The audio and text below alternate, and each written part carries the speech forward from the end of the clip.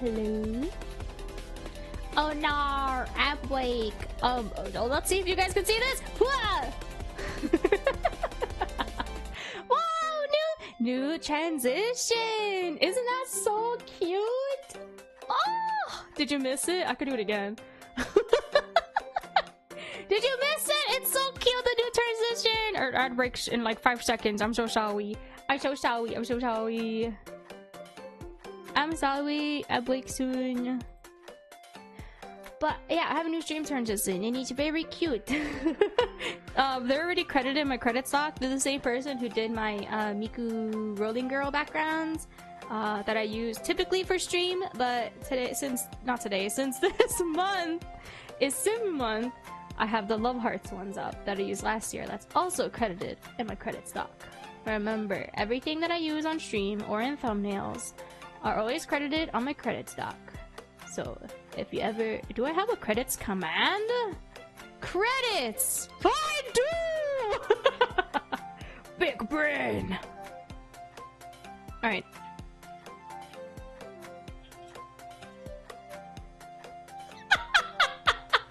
I'm sorry, I heard really weird, like, fidgeting noises behind me, like someone was crinkling something. I turn around, I look under my door, and the cat just pushed a bottle cap under my door. All I see is little paws shoving a little bottle cap under my door. Grace, is that you? Grace, is that you? Oh my god, I'm gonna record this to show you guys.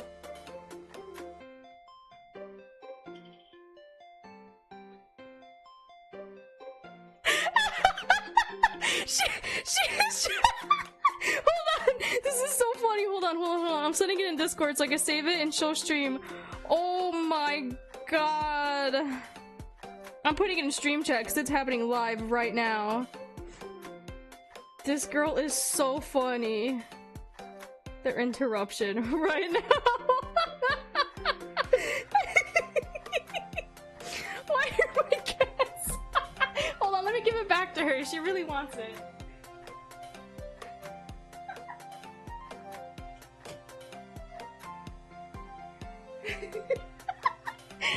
Okay, I flicked it through the under my door so that way she could go get it. I heard it rattling down the hall. Oh my god, my cats are so funny. Hold on, I need to download this. I need to show you guys what my cats just did. It's in Discord, you can watch it. Bottle cap. Wait, is that a bottle? Oh, yeah. Oh god, I thought I put 3 T's. Holy. Here's my downloads. Here it is, guys.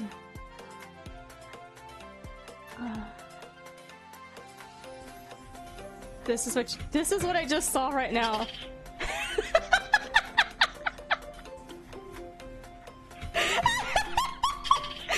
My cat's so stupid. I heard a rattling behind me when I went live. I turn around and look, and you can see the camera shaking because I'm laughing. Oh wait, can you guys hear it? Can you guys hear it? I can't hear it. Oh. You can hear the rattling!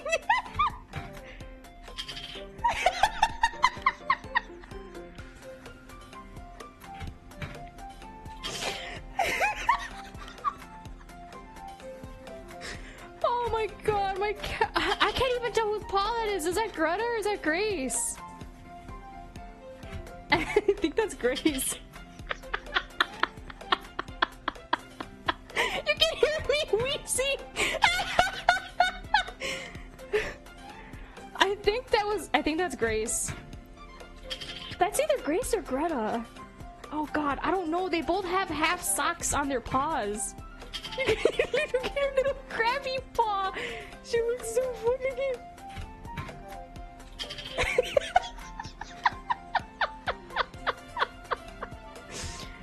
Oh my god.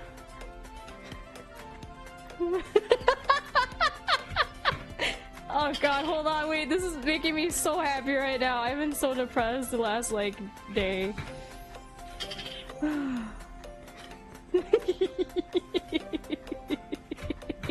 Okay, let's stop. My cats are so funny. Yeah, they like the, just perfect. I know, perfect timing, my little baby girl. Well, she hasn't... I like how she's like, Mommy, you're sad here. I have bottle cap. And she just shoves it underneath my door because it's closed. Oh my god, my precious little fur babies. Oh, I forgot to post it before I went live. If you want to keep watching the clip, you could do that in our Discord. Beep! There goes my socials, and there goes our Discord. Let's play the game, shall we? Oh, shrink ray. Alright. Oh god, man, that was so funny. Oh man.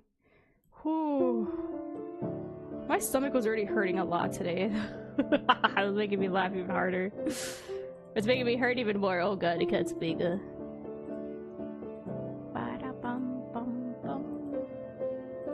Oh man, my silly babies. So... Oh, this is exit. Oops, I just closed out the window. I didn't finish playing this game.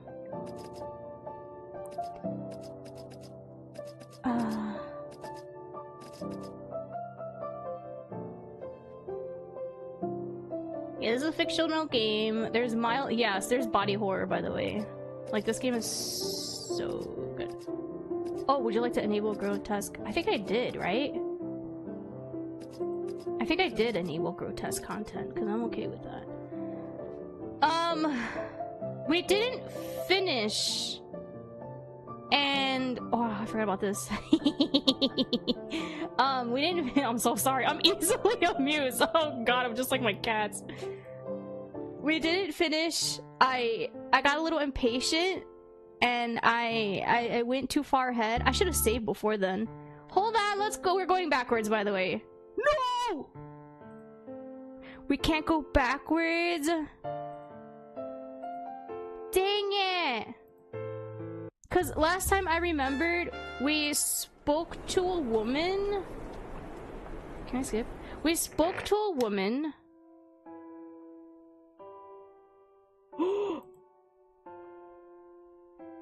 Wait, why is there new stuff? I think there's been an update since the last time I played. Oh god, I forgot!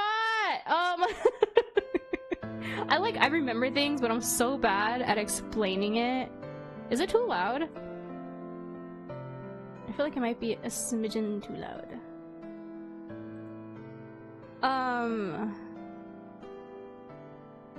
Oh no. So we're a theater performer. We were in an accident and we lost our memories, but we made a found family with these theater performers. We're like traveling theater performers, and oh god, I'm so bad at explaining things, so apologies in advance. But one of our members died during rehearsal, and this like entity came out of her body. I thought she was going to be someone we could romance. The girl is dead.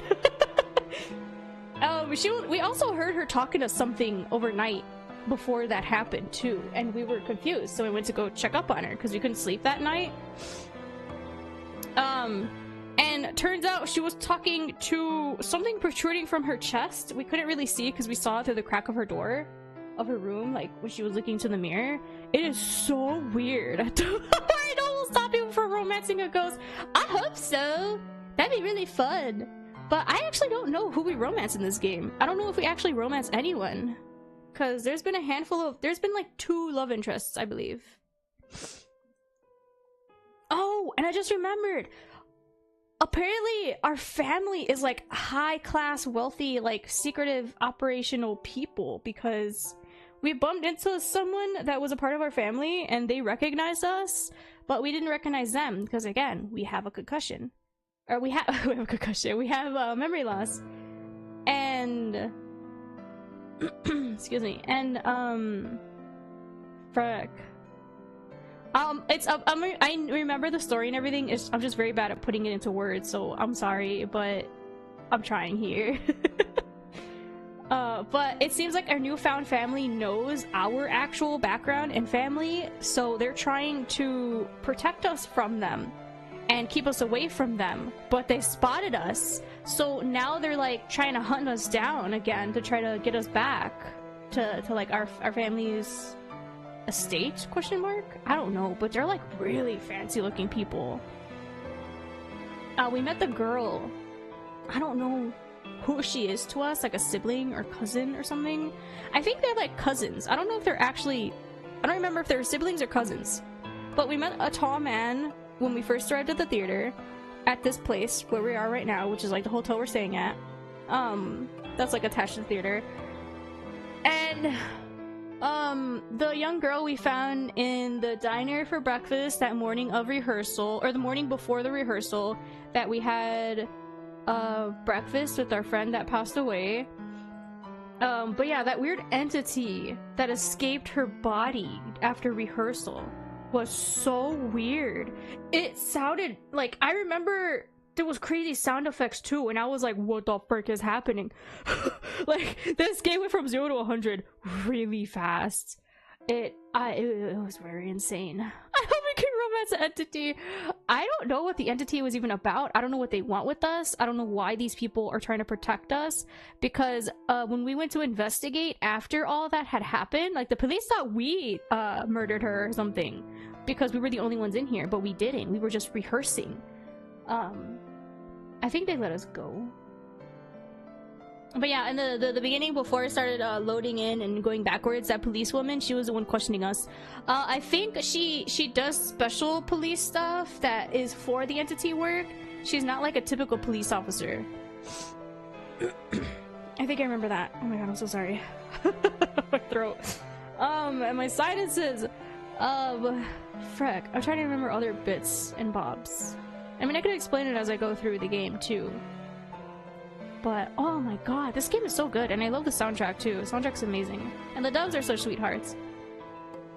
Hello Aaron, hope you're doing well. This is a new line, cause yeah, everybody died in our dressing room, by the way. Hello David, hope you're doing well. Everyone passed away in our not our dressing room, but in the hotel. Like, our family that we don't know was our family had came in and they murdered everybody, I think, because they knew that they were monsters. So it seems like everybody in this place skin suits. Funny you should say skin suits. Remember how I said the entity is in that woman that was our friend and now she's dead and it escaped her and ran off? She had a lot of wounds. Apparently she was dead for a long time, according to the police. And so I assume all of these people here that we work with, our newfound family, are all monsters. Oh my gosh, excuse me. I think they're all monsters, minus our one friend that I think was the other romance option. But he's hospitalized currently, and we checked his body, and his body is clean. It has no surgical scars. It has no weird bruising. He's still very pale, just like everyone else. But I don't think he's dead. He's like alive, but he's like in a comatose state currently. So like, there's a lot of mystery and stuff happening right now that's still very confusing to me. You've been working tired a couple of weeks? Oh, you have been work tired a couple of weeks. I get you now. I could catch up with the stream. Yippee! Well, all the VODs are up on YouTube. I'm trying to keep them short, so that way they're easier to like digest and watch, you know? So yeah, this is new. The heavy turbulent sweetness of rotting fruit now spreads unchecked. Yeah, that's everyone's corpses. They're dying scent. It seeps through the corridor, mingling... I can't skip this? Oh gosh. Wait, so did I turn off gore? Did I have a gore off? I don't remember. It seeps through the corridor, mingling with the aromas of fresh cut flowers and welcoming incense, swelling my frozen brain until it's fit to burst. So this is when we come back after the cop interrogates us and we find out that everyone else is dead? Yeah, I mechanically inspect each room one by one, growing numb, finding bodies behind every door. Yup, this is it. And I made the same reference last time, but this thing makes me think of yeah, the Grim Reaper who claims life at every door he opens. This reminds me of that meme of the Grim Reaper like knocking on the doors to go inside to kill the person.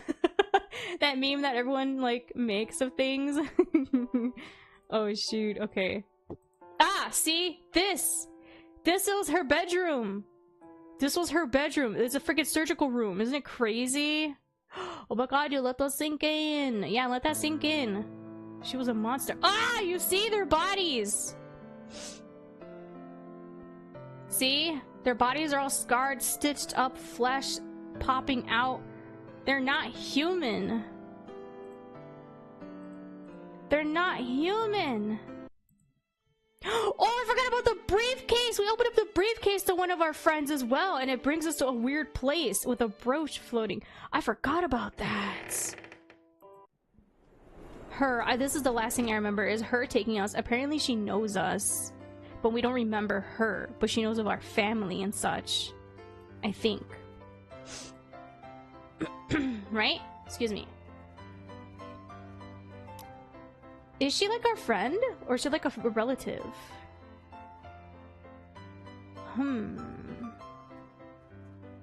I don't remember. Yeah, she knows who we are. I'm sorry, do I know you? See, we don't know who she is. We're Kotori Sakuma. Are you serious? Never mind. I'm Yayoi Sakurai. What the heck? Sakurai family? Oh, this is new too! The car rumbles thunderously, and the seats jolt before settling back into the milder vibration that doesn't make my head spin. With a belch of steam, the engine comes to life. Having started the car, the woman returns. Okay, I'm sorry. As she speaks, her gaze flits across the shops outside. Yeah, she's looking to go to the flower shop or something, and since she's passing by the hospital, she's taking us with her, because again, our friend is like in a comatose state. Okay, so this was nearby where I left off last time, that I didn't have enough time to play through the whole demo, and I felt very, very bad, so I was trying to skip through by like clicking a whole bunch, but then I realized this is so disrespectful. I'm so sorry. The devs apologize a lot for the game being so long for a demo, but never apologize for that. I told them this too. Never apologize for that. I love when game demos are short as well as long, because you get a lot of content out of it for both ways, right? But it's because I didn't have enough time to give it the proper timing that it deserves, okay? But look, I revisited it. I said I was gonna revisit them sometime in February, and I have. And I'm really excited to play them again, because this one was so good. I really like this one. I love its style, I love its story, I love the characters. I think it's super interesting. I think this is just like spelling errors that they just edited or updated. But I'll read them anyway, just in case. As she speaks, her gaze flits across the shops outside, which still show no sign of winding down for the day. Yeah, because it's getting late. Finally, the car stops at the door of a small flower shop. Yeah, because we're trying to get some flowers for our friend. Whoa! Okay, here it is. This, I think after we spoke to her is when I kept clicking through. So now this is uncharted territory. I know it's skipped through, but this is technically uncharted territory. So don't forget to wipe your sweat before you go. I get out of the car, carrying the basket of flowers. Sakurai waves to me through the window, then turns back and says a few words to the driver. She slowly vanishes from sight to the sound of the chugging engine. Only then do I shift my gaze to the hospital sign. GK Hospital. Looks like it was built not too long ago, given its relatively Western architecture, but it's a huge building. Even at this late hour, it blazes with lamplight, and through the neatly arrayed glass partitions, I can make out the throng of busy medical staff and patients waiting treatment. This is the crazy— oh god, we got into the thick of it, man! I'm so nervous for you! This poor guy has been through so much. Well, this means I'm far from being the only late-night visitor. Room 201. The wind gusts across my damp forehead and I shiver. Better hurry in. The corridors of the inpatient ward are only lit by small lamps, most likely to avoid disrupting the patient's rest. I occasionally spot family members seated on benches outside the room, speaking in hushed voices. The nurses and relatives all tread lightly as they move back and forth. The lamps only illuminate the tops of their heads. The rest of them remains shrouded in darkness, and the shadows at their feet unfurl from short to long, like paper cutouts dancing in the wind. This is so cool. The door to room 201 stands ajar. A faint light seeps through the crack underneath. This is the time the staff make their rounds. I can see nurses and doctors shuttling in and out of the rooms. Only 201 stands undisturbed. Maybe it isn't Kazuya's turn yet. Or Kazuya, I'm sorry. The door scared me. Take a deep breath as I internally reassure myself. Then, moving as quietly as I can, I push the door fully open. There he is. Oh god. See, that's the thing. Everyone's so pale, so it's so hard to tell who's one of those weird, like, monster beings and who's not. It seems like the theater group is probably like a part of some kind of cult or something.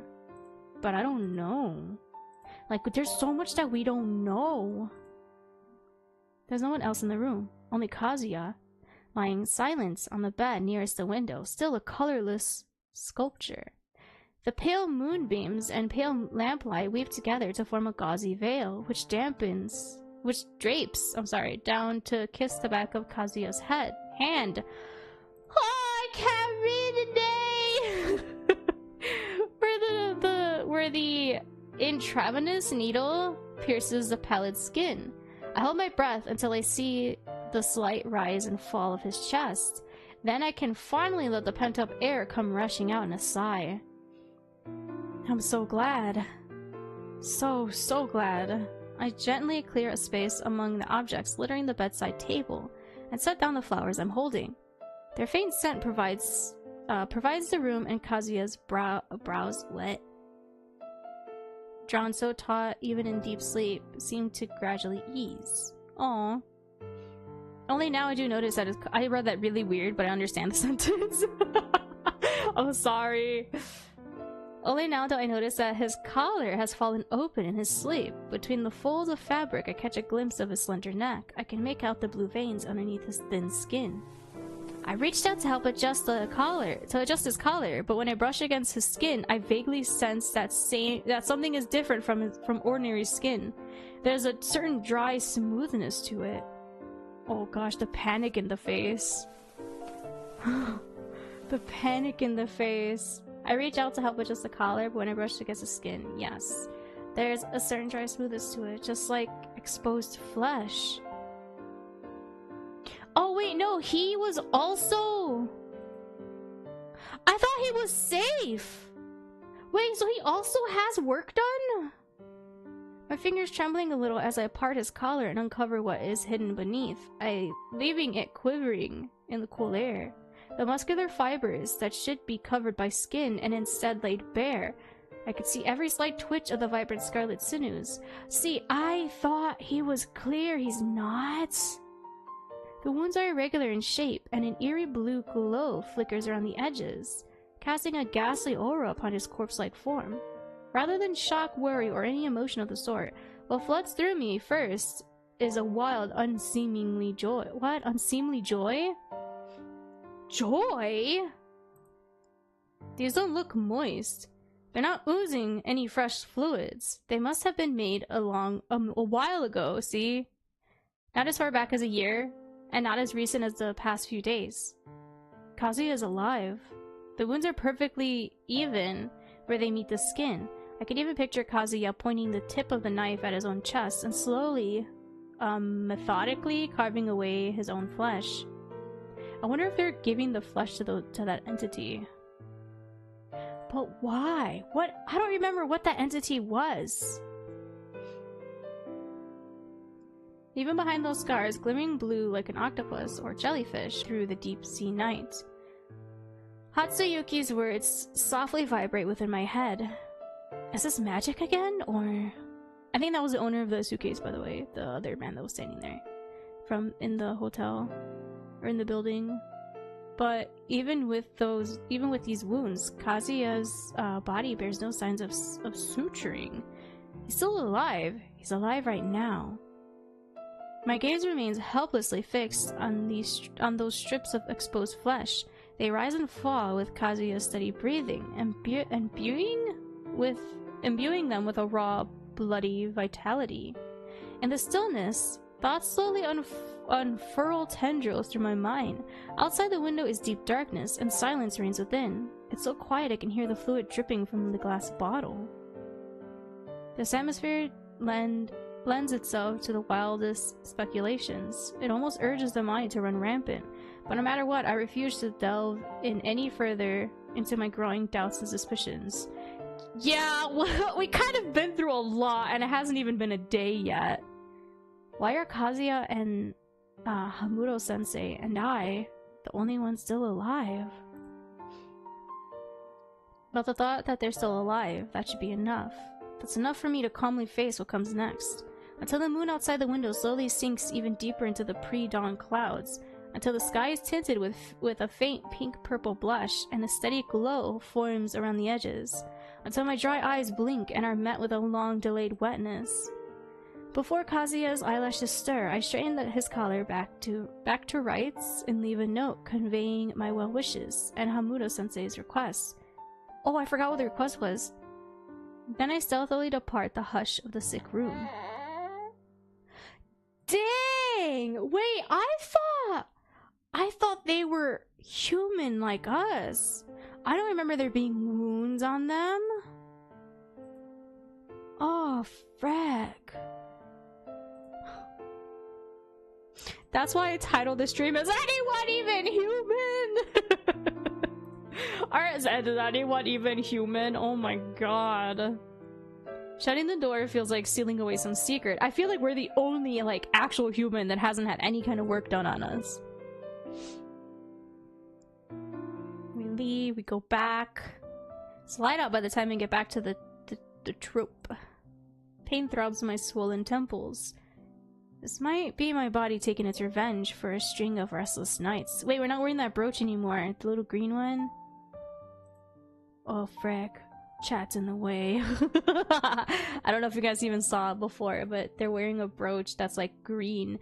I don't remember if we got it from the suitcase. Oh, frick. I probably should have like sifted through my VOD before the stream. Just so I can remember more. Cause like I remember the bigger story, like the bigger picture, but I don't remember these small details. So forgive me if I forget anything, cause I feel like I'm missing a lot right now. A lot more than I thought I did. This might be my body taking its revenge for a string of restless nights, but my mind is still lively, so lively in fact, that I lie in bed for half an hour without feeling the slightest touch of sleepiness. I'd better just follow up with, Kazematsuru. Every trace of last night's disorder has vanished when I got back. The bodies are gone and everything's clean? It was probably Hamuro-sensei who tidied it up. Oh, true. But they've always been averse to getting their hands dirty. Oh. They seem like the purely intellectual sort. It's hard to picture them cleaning and carrying on their own. I remember. I've got the phone number. Right here. You're gonna call? Who? Wait, whose number? I reached into my pocket and retrieved the card Kazematsuru thrust on me. Who? Where? What? After looking at the number, I turned the phone dial. 7239. Hello? Through the receiver, I can hear the crackle of static in a woman's voice, polite and remote. I'd like to speak with Kazematsuru-san. Very well, please hold. Oh, the police officer! The woman replies courteously, and after a short while, I hear Kazematsuru's voice. I'm so sorry if I'm mispronouncing anything, by the way. I can't make out her tone over the line. Yeah? It's me. You are... Kazematsuru pauses. I can hear her leather boots rapping against the floorboards, and soon the airy sound of something sinking into a soft sofa. Ah, got it. Is this Kotori Sakuma done already? That was quick. Honestly, you could have given yourself a few days off. I don't have enough clout to know how much you get done in one day. A little too well behaved, aren't you? A little too well behaved? Huh? But if the cops— wait, I don't remember the cop giving us the number to talk to her.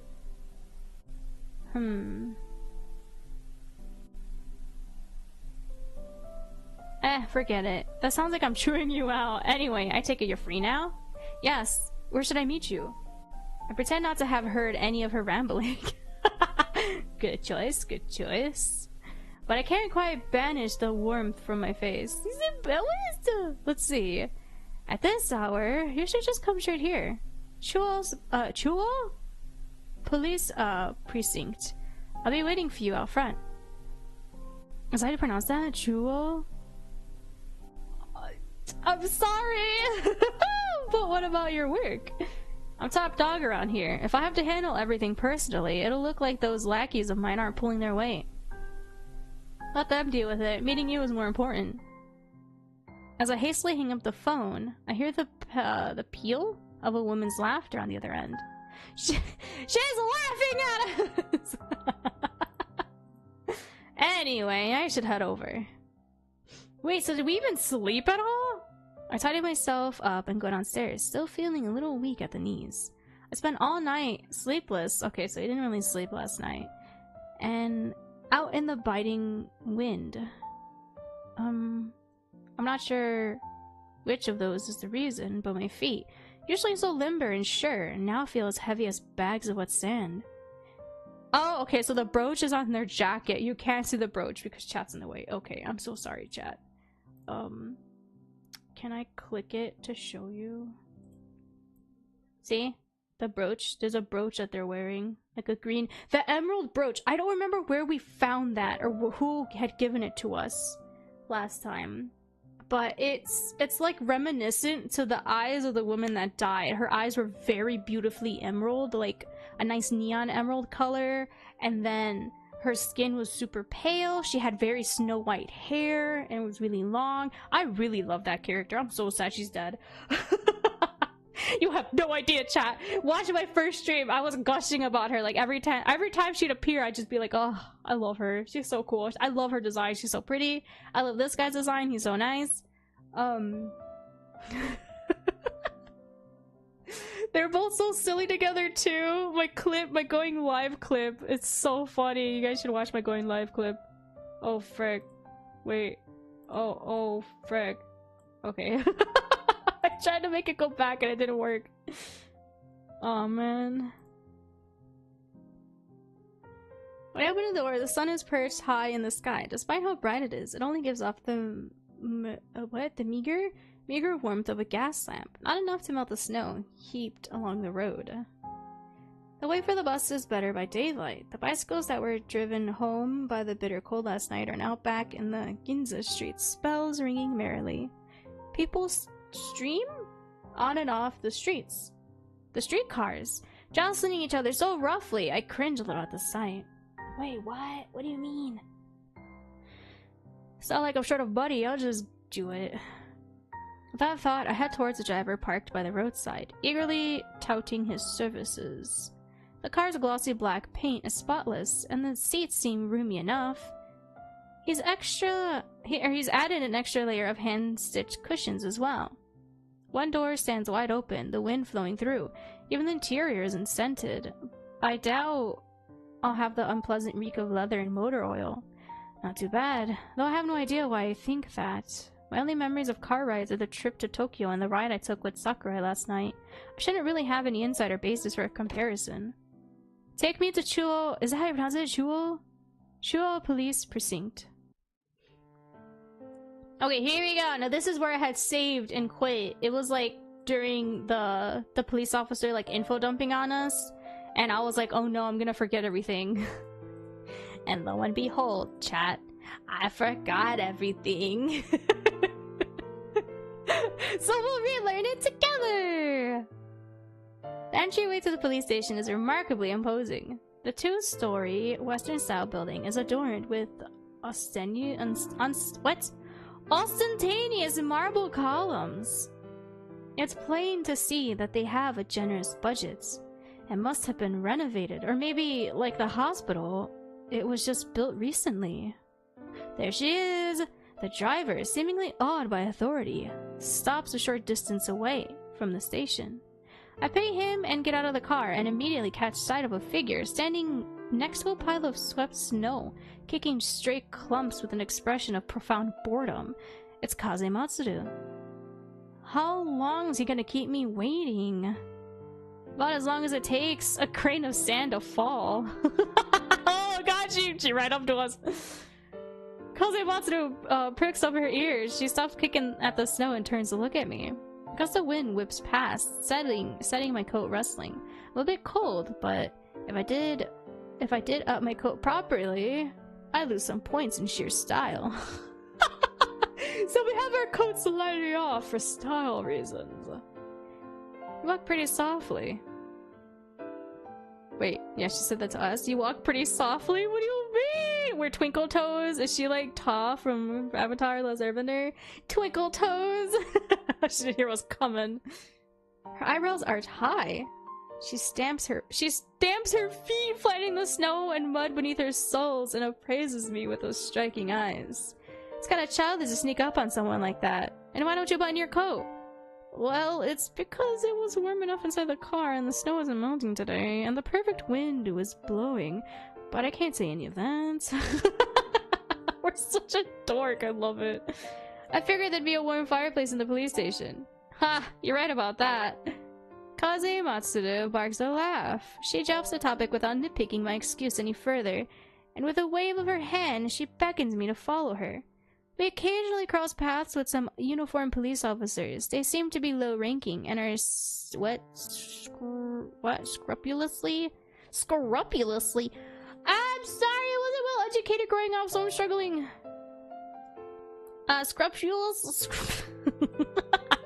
Scrupulously polite to Kaze Matsuru and to me riding on her coattails. Oh, yippee! Yippee! I thought they'd give us scoffed weird expressions because we're being escorted by her, so I'm glad that wasn't the case. But even before we get too far off, their true colors become clear. I can hear the venom they spit behind our backs. Oh, never mind, chat. Maybe I should keep reading before I comment on anything. Oh man, they hate us! What the frick? Everyone's acting all polite up front, and of course, right behind our backs, they start talking snap. It's not pleasant. I reflexively glance at Kaze Matsuru, who shows no sign of having heard a word. She leads me through the main hall. Okay, so yeah, the brooch is off now, so I guess it's only on our jacket. You know what? I think that brooch is probably the symbol of our performers? I don't remember. Hello, Alex. Hope you're doing well. She leads me through the main hall, along a walkway lined with snow and withered twigs. The hall? And down another flight of stairs. Finally, she stops in front of a door labeled Archives. What are we doing here? Well, the autopsy and examination will take some time. Good luck trying to figure that out. You got contacts on your eyeballs? Oh, frag. Contacts scare me. Whenever I would cosplay, I would never use the contacts because I get so scared. I don't want to go blind. I know some cosplayers always use contacts for their cosplays, but I could never.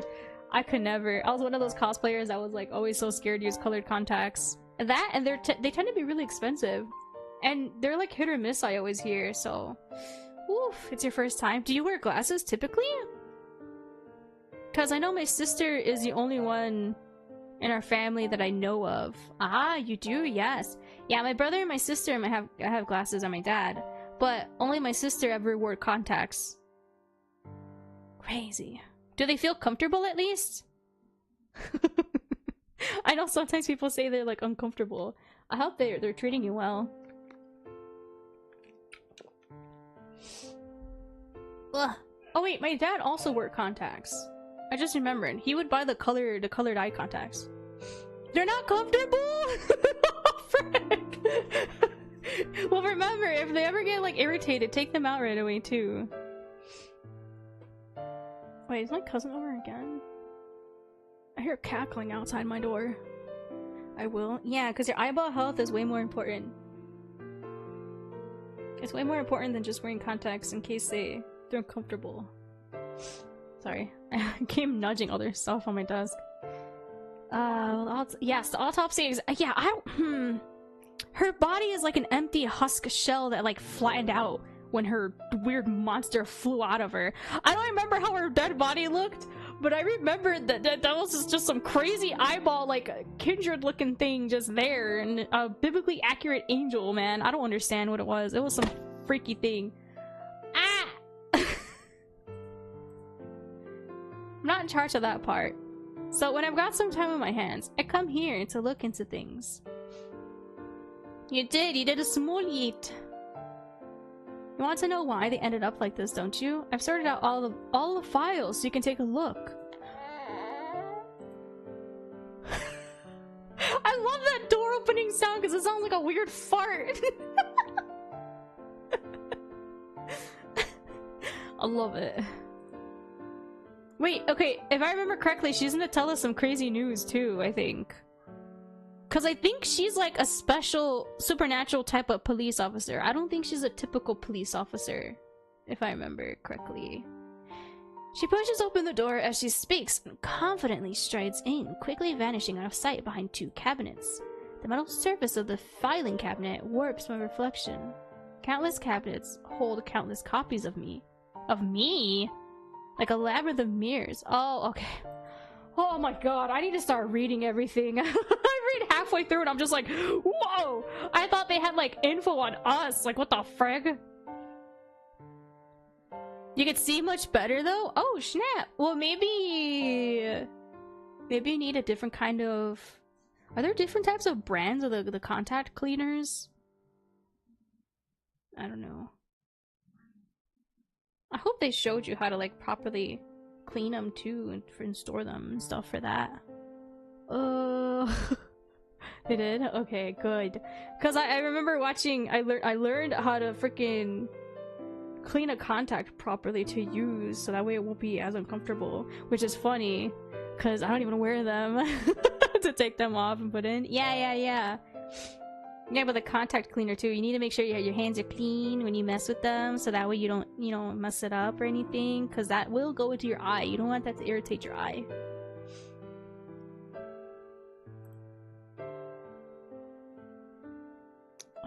But yeah, I thought they had files of us, is why I was like, what the heck?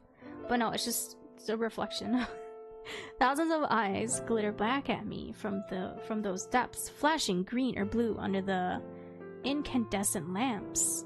I shut the door behind me and head inwards, following the sound of the tapping boots. The reflections on both sides follow me, their severed bodies swaying. Did you guys hear that too? It's like a weird scraping sound. The metal flash is white before my eyes. It's nothing like glass. The whiteness is completely blank, devoid of any reflection or stain. What? The white stuff? An empty desert as hazy as a mirage. You love the VTuber, it's epic. Me? What the frick? Why is everyone complimenting me today? I'm not used to this! No way! No you! I look myself in the eye. The reflection is sightless. Oh, I can't read! And I'm seized by the inexplicable feeling that I'm being watched. Is there a camera in here? Why is there a vent here? That looks so awkwardly placed. Surely it's just an illusion because of my reflection's eyes are so clear. That's the only explanation. Found it. Sakuma, you still there? Kazimatsuru's voice drifts to me. I squeeze my way between the filing cabinets and spot her at a row of cabinets against the wall. She's holding a slim folder. It's all here. The files on that old accident of yours. Oh, so they do have files on us. Of course, they're just copies. Lady, we're already jumpy, stop! She slaps the folder against my chest. I have to scramble to keep it from falling. Read it here. No taking it outside. She speaks like talking to... like taking me... Oh, she speaks like taking... Huh? Oh god, I can't read. I'm so sorry. My brain is mush. I only slept like 2 hours last night. She speaks like taking me into the archives is just a matter of course. There's a kind of brazenness to her tone. Yeah, she always seemed kind of like a no-nonsense type of woman. Laura Croft is my baby girl. Okay. Where did that come from? I don't see Laura Croft here at all. At a hint of mounting excitement. Wait, who? Oh, she's excited. My palms are slick with sweat, but Kaze Matsuda seems unfazed as ever. Can I really read this? Isn't it classified or something? To a regular person, yes, but in your case, it's fine as long as you don't take it outside. Relax. No one's going to give you any trouble if you tell them your name is Sakuma. Wait, what's wrong with our name being Sakuma? So our family is some kind of crazy occult, which is similar to the occult of our theater family. I'm staring at you. Yeah, well, when I look this way, I'm staring at chat too. And I've pulled a trick or two. Nobody will come in here, and no one can hear what you're saying, or what we're saying. The perfect move for swapping some secrets. What do you expect us to know? We had a concussion? We know we have memory loss? She laughs, seemingly amused by her own joke. Alright, you better get cracking before the canteen opens. At Kaze Matsuda's urging, I open the folder. There isn't much inside, just an old newspaper, a few photographs, and a sheaf of reports. Whoa! Where is there like a... Dang, there's no kind of... You know how like some of the mystery novels that I've been playing, they have like a notebook of some sort so that way I can read all the files and everything? I wish this game had something like that. I just realized that now. There's no note area or item section or journal or something for us to like revisit everything that we've collected so far, because I feel like that could help out a lot with the things that I've forgotten about. You know what I mean? Do we even still have everything? Remember how we found a vial in that one girl's room? Oh dang, this music was hard. Dang. Maybe that's something I can tell to the devs somehow? I don't know if they'll watch this stream. News report of the accident. So this was our accident. I think we were in a train crash or something. The old newspaper rustles as I pick it up. It seems to have been laying there for quite a while. The front page is dominated by an article about the train accident. Oh, I remember, it's a train accident. Signal failure or human error. Tokaido main line derailment. Accident, exposes hidden hazards. You're looking at me. Okay. You said this before. Death toll 143. Whoa, his eyes. They like sparked and then they like darkened again. My throat feels parched just from reading this far. The printed text sears into my retinas. A familiar pain is spreading through my temples, as if I have been struck by something heavy, echoes ringing through me. Oh, we vaguely do remember. With trembling fingers, I peel away a photograph from the clipped stack, and I get a stark black and white view of the train tumbling from the tracks, engulfed in flames, and the broken and shattered human bodies. It's impossible to tell the dead from the living. Oh, everything's turning red! There are close-up shots of severed limbs! I can see the mangled flesh and stumps of bone. My brain throbs. I'm gonna throw up. I'll splatter these pictures with hues of fat, marrow, and blood. Ooh. Ooh!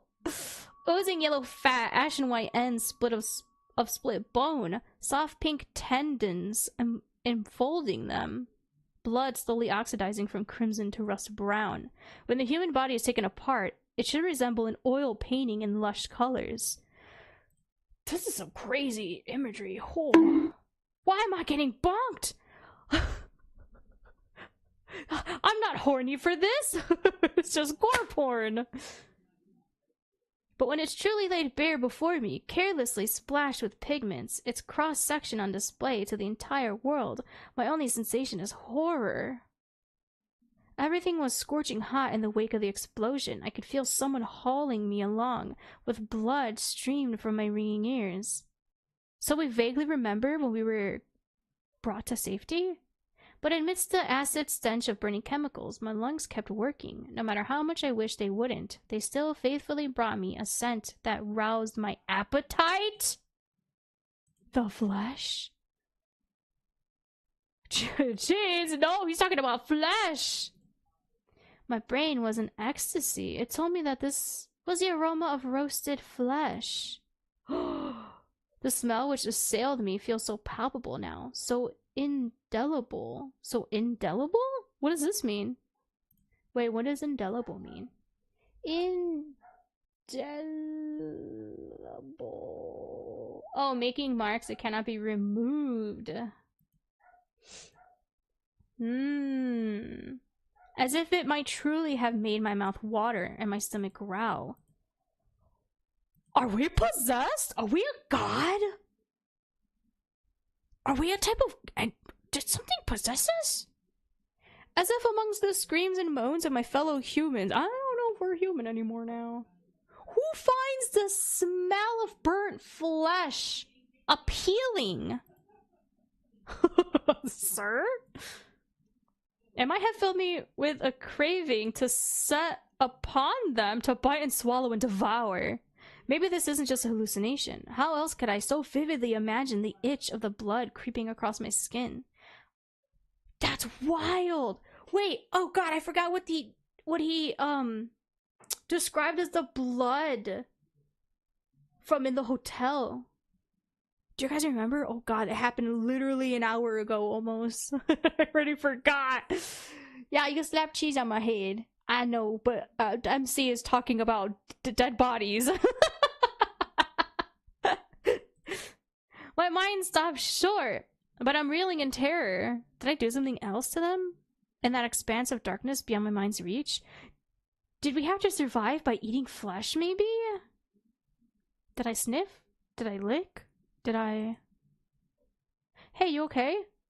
Kazumatsuru lightly pats me on the shoulder, then plucks the photograph out of my hand. Brother, I mean, we don't know how long he was left alone in that crash site, right? Eating the human flesh. I'm wondering if that's what he did to survive. It's cooked? I guess? I'm trying to justify him eating human flesh. There's no justifying, please. But like, this is fiction, right? What the heck? And the way he's sounding too, like it's something that was so delectable for him then. But I mean, imagine you're starved in a place where you were crashed. There's burnt flesh everywhere, so the bodies are cooked. You don't know when you'll be saved. You don't know how you should be saved. You don't know where you should go. You don't know what you should do. There was an accident. That's crazy. Then plucks the photograph out of my hand. It's creased from being clutched too tightly. She tugs the files out of the folder and shoves them into my hands, then picks up the photos, my gaze still glued to them. She tucks them away in her pocket. She steals them? As if draping a cloth over a box so I can no longer see what's inside. All I'm left with is that hallucination, so real and so insubstantial all at once. What? These are rough going. You should try reading the text instead. I swallow my saliva. The noise seems to ring loud in the quiet archives. Kazumatsuru might have heard it, but if she so simply arches an eyebrow and... But if so, she simply arches an eyebrow and waits for me to speak. I remember some things from back then. Back then, when the train derailed, I think something exploded. I smelled burning. I'm sorry, I'm thinking of freaking Ralph Wiggum. My head is spinning. My stomach churns with nausea. Speaking is an ordeal. Every word feels like it has to be ground into powder and squeezed through the gaps between my teeth. The burning, it was... That's enough. Sorry. Kazumatsu seems a little startled. Did she lose someone in that accident? But she swiftly makes a hold it right there gesture, cutting off any further speech. Huh? No need to apologize. What I mean is, you only just remembered all this. Telling me about it right away can be easy on you, both physically and mentally. I know about these things. I've been there too, facing your fellow humans. Thinking how delicious they smell and holding back your appetite or whatever you call it. What? Is she also possessed by an entity? What? What do you mean? It's not easy for a regular civilian to deal with. So she is a kind of supernatural cop. Her voice and demeanor are completely calm, a silent balm to my strained nerves. Besides, you were so badly injured you lost your memory. I doubt you could have moved around that much. If you didn't do it, you didn't. You don't have to beat yourself up over the thoughts that never came true. So she's understanding. I thought she didn't understand and she was like hounding us before. So I guess she's more level-headed. The point is, you've had amnesia. That's the word, amnesia. And only just remembered all of this. It's not your problem. Huh? Apple's trying to get me to buy. Yeah, that's what Apple does. Did you not know that? Apple, with every update from after releasing a new phone, it's known, they've admitted it, like it's known to brick your phone slowly so that way you're forced to buy the newer model. Apple sucks. Apple forces that on people so that way they can buy their new product. It's ridiculous. Excuse me. Do you want to keep reading? Yes. Oh dang, your whole family likes Apple? Whoa. My family's like mixed. Some of them have Apple and some of them have Samsung, some have the Google phones. So it's a very mixed bag for my family. I take a few deep breaths, and when my emotions have settled a little, I pick up the sheaf of reports again. But as I read, a nagging feeling strengthens that something is off. I subconsciously frown. The preliminary investigation found that a moderate-sized explosion occurred on carriage 9. But no explosive residue was detected at the scene. What? What does this mean? It means that the explosives in that carriage amounted to around 3 can of gunpowder. Who was traveling with so much gunpowder? Their explosion caused the carriage to overturn and trigger a whole series of other reactions. Laptops are mixed. That's true. A lot of my family, only like maybe 3 people that I know of have like Apple laptops. Everyone else, or MacBooks, whatever the heck they're called. Everyone else has like Windows.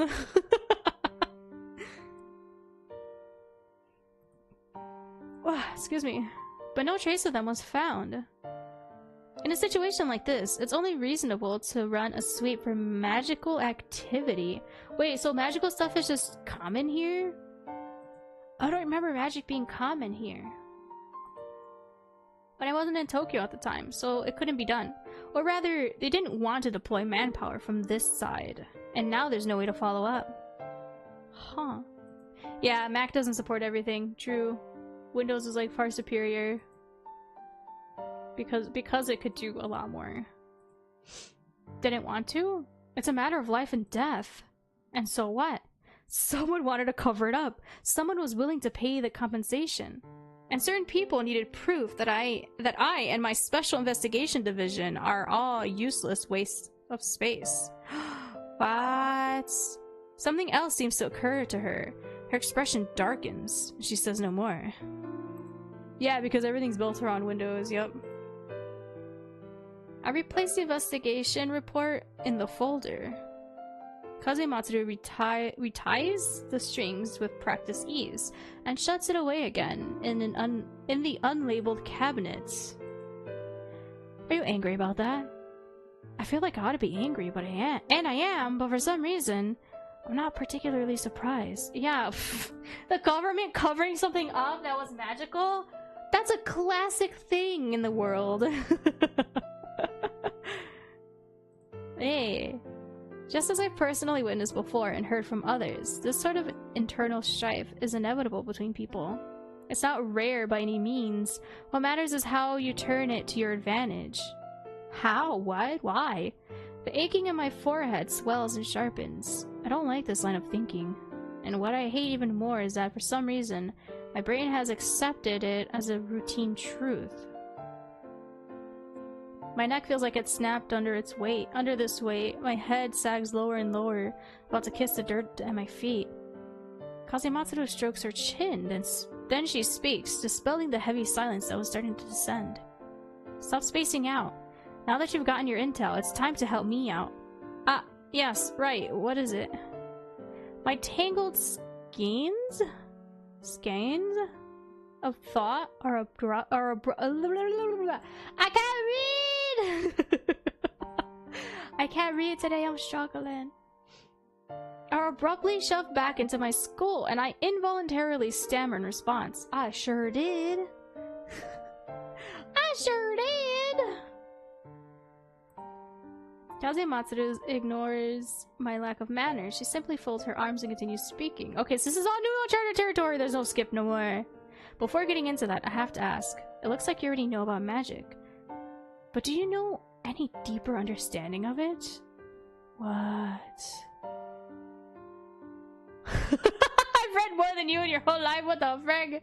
But that's such a lie. You probably read more books than that. What about school? School, you read like multiple books a year. Probably like 2 to 4, I'd say. No, I'd say about 4 books a year. Because I feel like every semester is a new book. Or I guess every 2. School, I never finish my assignments. Even when you're in class and they force you to take out the book so you guys can read it like a class.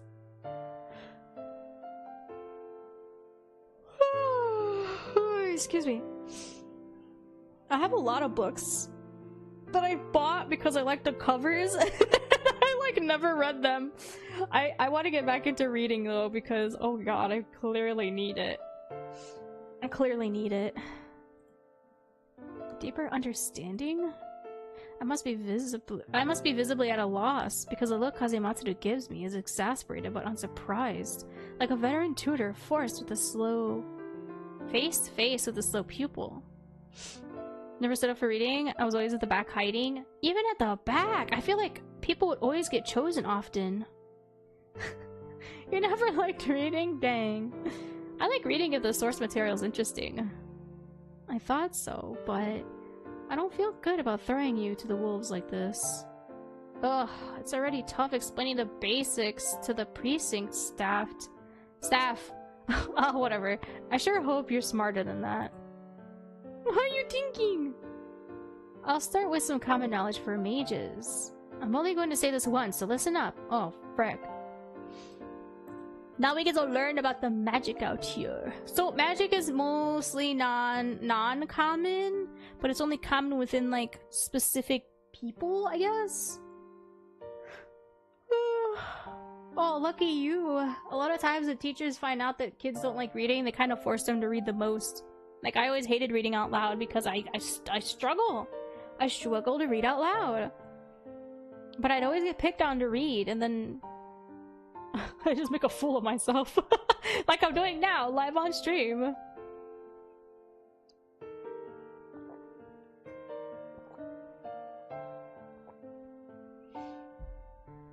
Ugh, my throat.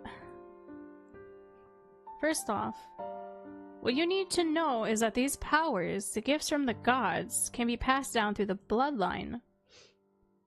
Also, the materials used in magic rituals are pricey, and it's hard to cover the cost alone, so mages value inheritance and family ties over everything else. Oh. Why? Trust me, I've done a lot worse.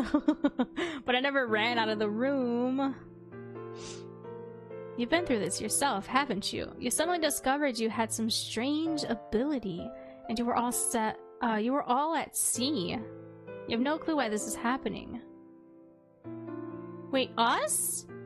Magic is kept secret from the regular public. Okay, so yeah, it's a small thing that's hidden. And also from mages who don't have teachers to guide them. I nod, reflecting on how I'm still completely ignorant of my own magic. What even is our magic? I don't remember us having magic. I remember the woman who passed away has magic. I remember in the clip I posted for going live that she made that little duck. That little duck, that was so cute. And have no idea where to even start unraveling this tangle. So you should just assume that if you butt heads with a mage, you'll find yourself in no end of trouble. I'm all over Kazumatsuru's words, wondering exactly how she figures into all this. But judging from how she acted yesterday, I'm guessing she is no end of trouble herself. But since it can be passed down by blood... What? Falsely pulling the fire alarm just to skip an exam is crazy. I'm still putting together my sentence when Kazumatsuru stops, looking uncharacteristically hesitant. She's silent for a while before finally letting out a sigh. I have an uneasy sense of foreboding.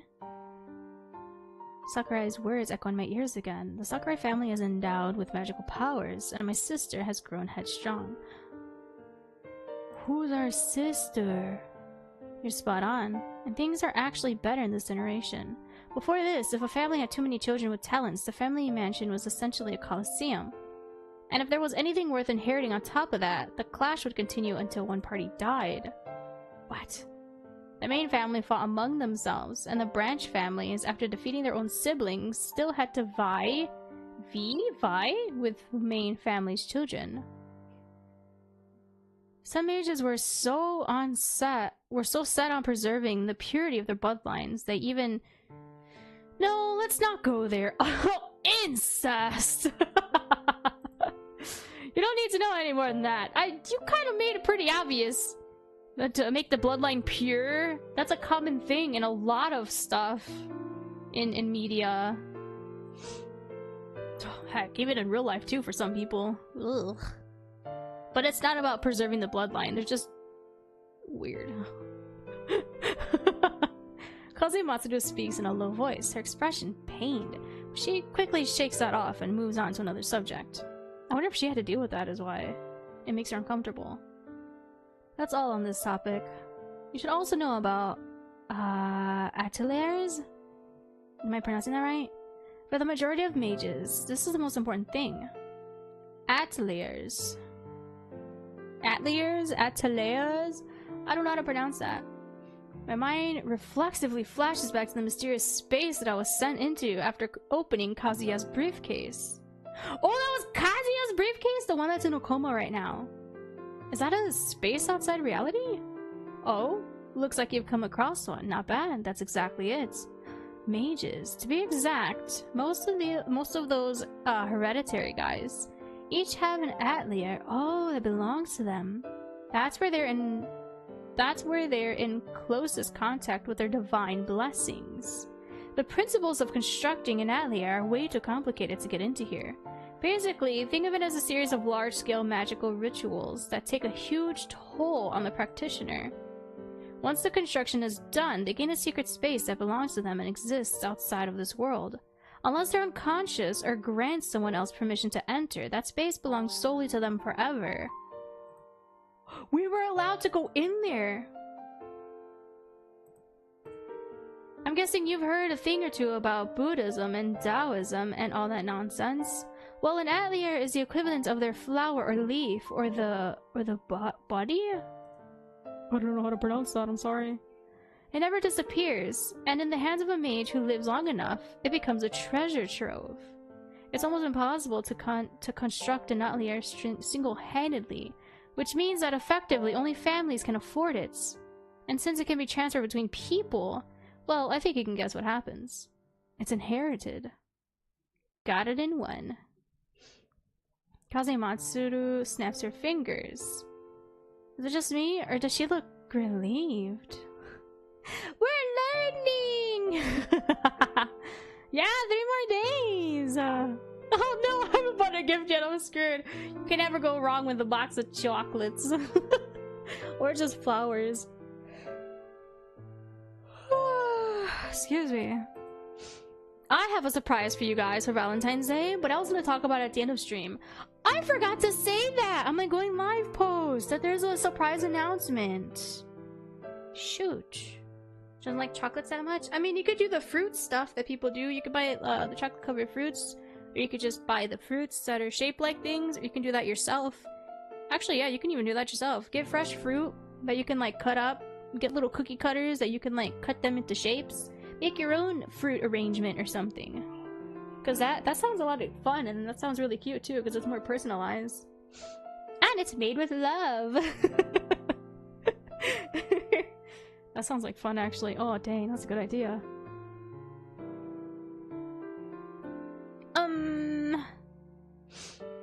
Oh, that's so cute! You need to one-up it! You don't have to one-up it! That's really cute, though.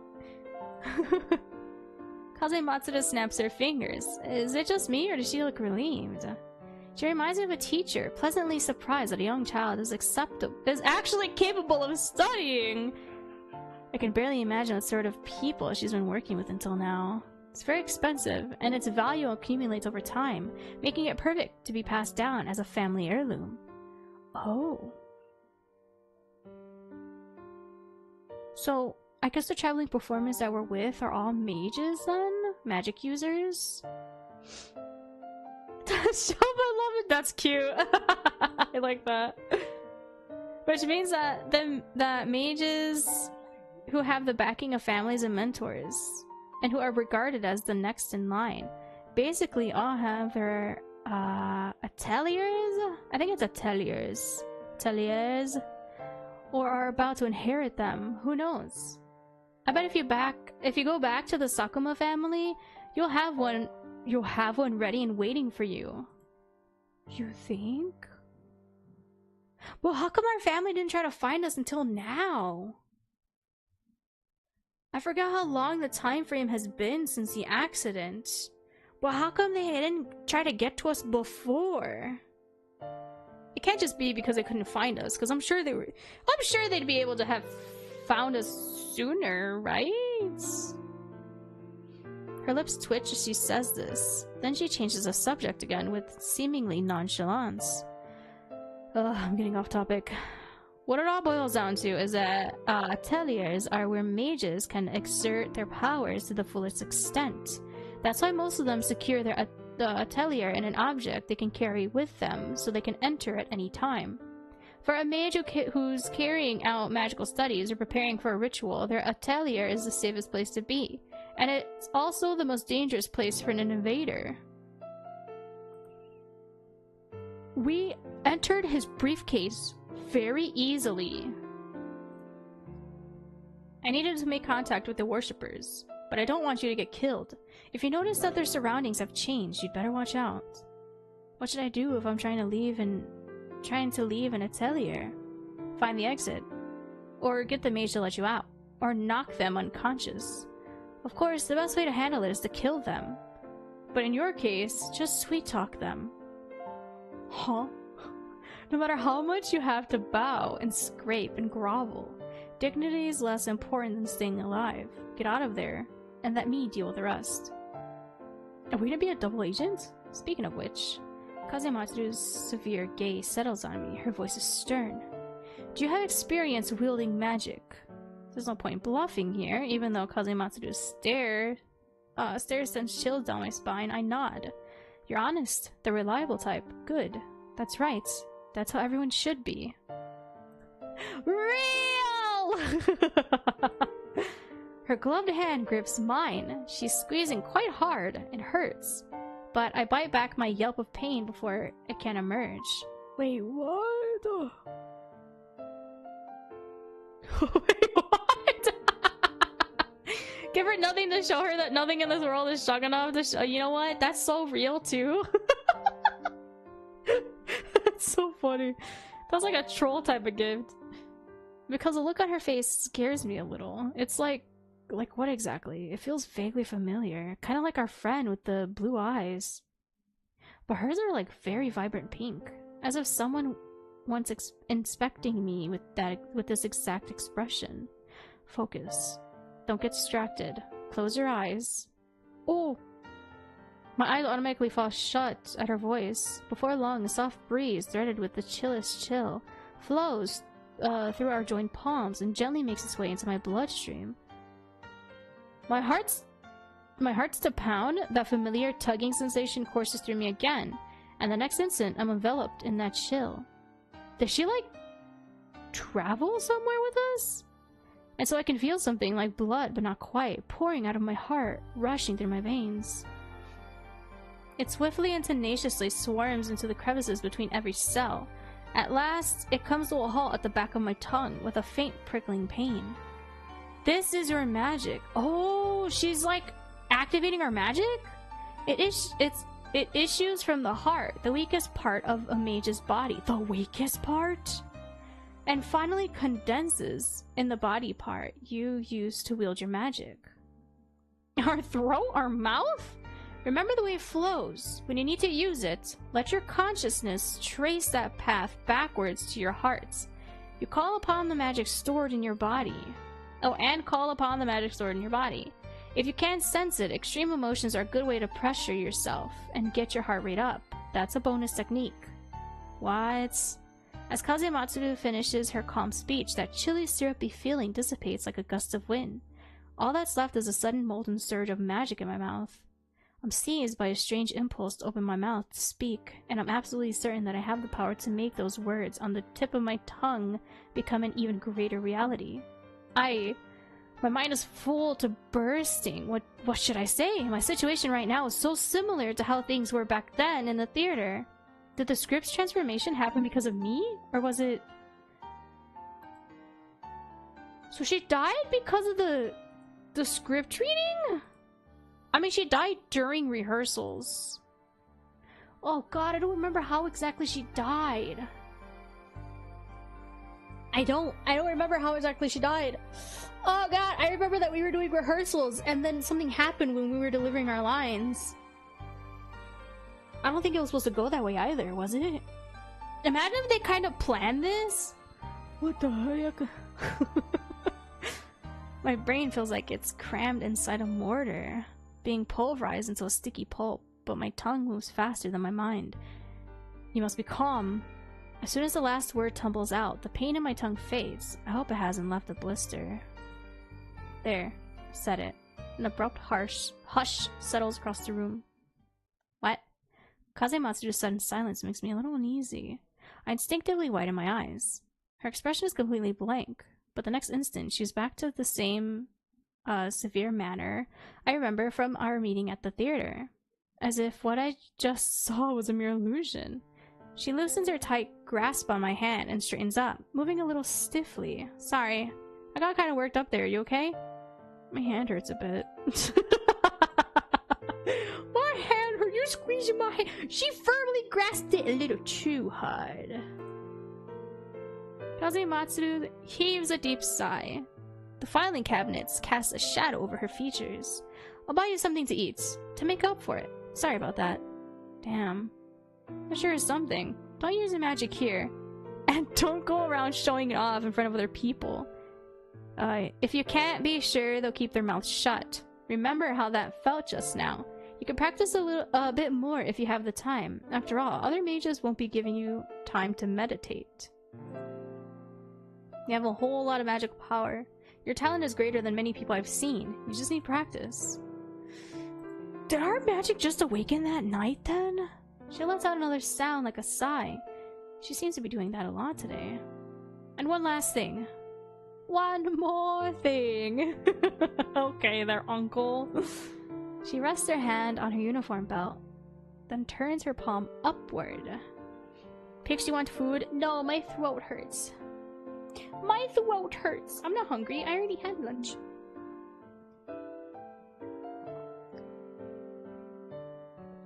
What do you mean, oop? What do you mean, oop? What you mean, oop? You're gonna yeet me? Yeet? Small yeet? Are you gonna small yeet again for a snack? Or were you gonna cheese for a snack? You're gonna buy me food? What do you mean? I'm fine right now. She rests her hand on her uniform belt, then turns her palm upward. Suddenly, something appears in her hand. Looks like a pink tentacle. What? Its body giving the occasional squirm. What? Familiar? What? Well, I appreciate it, Alex, but no worries, no worries. This is a familiar. Are familiars one of those little slappy jelly worms that like stick to things? That's so cute. This time I could feel my face go rigid.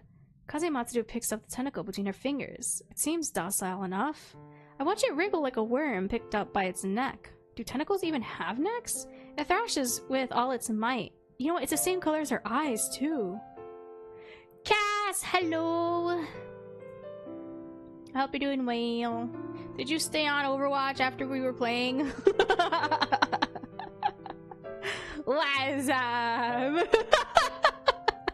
You're on it right now. Oh shoot. I want all the Sanreal stuff, but Jesus Christ, I have to play 75 total games. That's crazy, man. I can barely play 2 games a day. Thought of the best gift a whole year of gifted stuff and you're streaming me? March, are you sure about that? I'm kind of You want the Lucio skin? Man, that Lucio is so cute in that match! I forgot to send you the clip, I recorded it. I ran to hide behind a thing and Lucio ran up to me and I was like, oh no.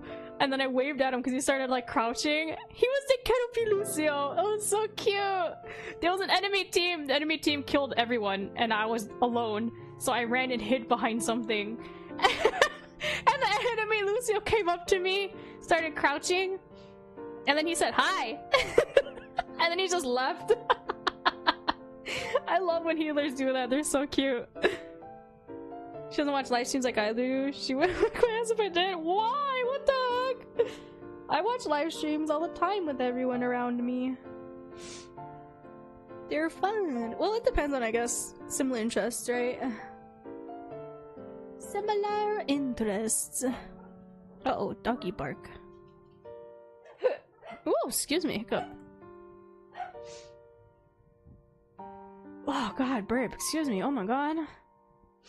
I watch it wriggle like a wormy. Yes, thrashes around with all its might, like it's trying to escape the grip of the human hand. But that's their familiar! Why is it wriggling around? She's a very social person, and I'm antisocial, the perfect match. Dang, opposites attract for real. Familiars are also constructed. Oh! But there's no time to teach you that now. I'll go into it later. Familiars derive their abilities from their component materials and the magic used in the ritual. A long time ago, making familiars also required praying to the gods, but now that's been replaced by using purified materials. It works just as well. Most of them aren't harmless, but they aren't as small as this one here. If you run into a familiar, you better brace yourself. What was the entity that came out of our friend's dead corpse her familiar then? But then why would it have eaten it through her body? Oh, I'm so confused. I'm more confused now, to be honest. I gaze at the tentacle in Kazematsuru's hand, its tip flexing, slowly curling and unwinding again. I strive to suppress my instinctive revulsion for something so alien. What? It looks cool!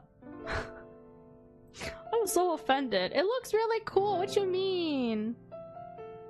But I get nowhere, so I have to stop looking at it. I'm trying not to be too rude, so I steel myself and let Kazematsuru finish before I speak. What can this familiar do? Kazematsuru's lips move, and a wave of regret bears down on me! Ah, well, since you ask, I'm going to put it in your eye! In my eye? Huh? Wait, what's this all of a sudden? You aren't giving me an eye surgery or anything, are you? I won't be gouging out your eye or blinding you. I'm not into that sort of thing. Girl? Posture Chaku! That goes for everybody. Actually, all of my redeems that go for me should go for everybody, but I don't think you guys listen. No shrimping, guys. Sit up straight.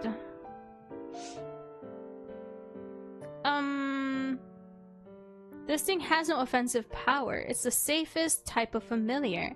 Even when it enters your eye. It enters your eye? It'll keep itself hidden. Like, for real? You won't feel any discomfort. Kazematsuru hoists the familiar a little higher, treating me to a full view of its mouthless body and plump, glistening suckers. Wow! Its purpose is to boost your sensitivity to magic, so you can visually observe any spell traces and magical residue. Oh! That way, you'll notice if a mage passes by. If you know who they are, you'll be on your guard, won't you? It'll help you stay safe. Also, if you get attacked or stumble into someone else's atelier, it'll let me know your location and I'll come to your rescue. Oh, so you're just gonna stick that on me so you can watch me? Is that what she's trying to do? Kazematsuru seems to be completely in earnest. Putting something into my eye still sounds incredibly dodgy, yeah. But I can tell from her words that she's deeply concerned with my personal safety.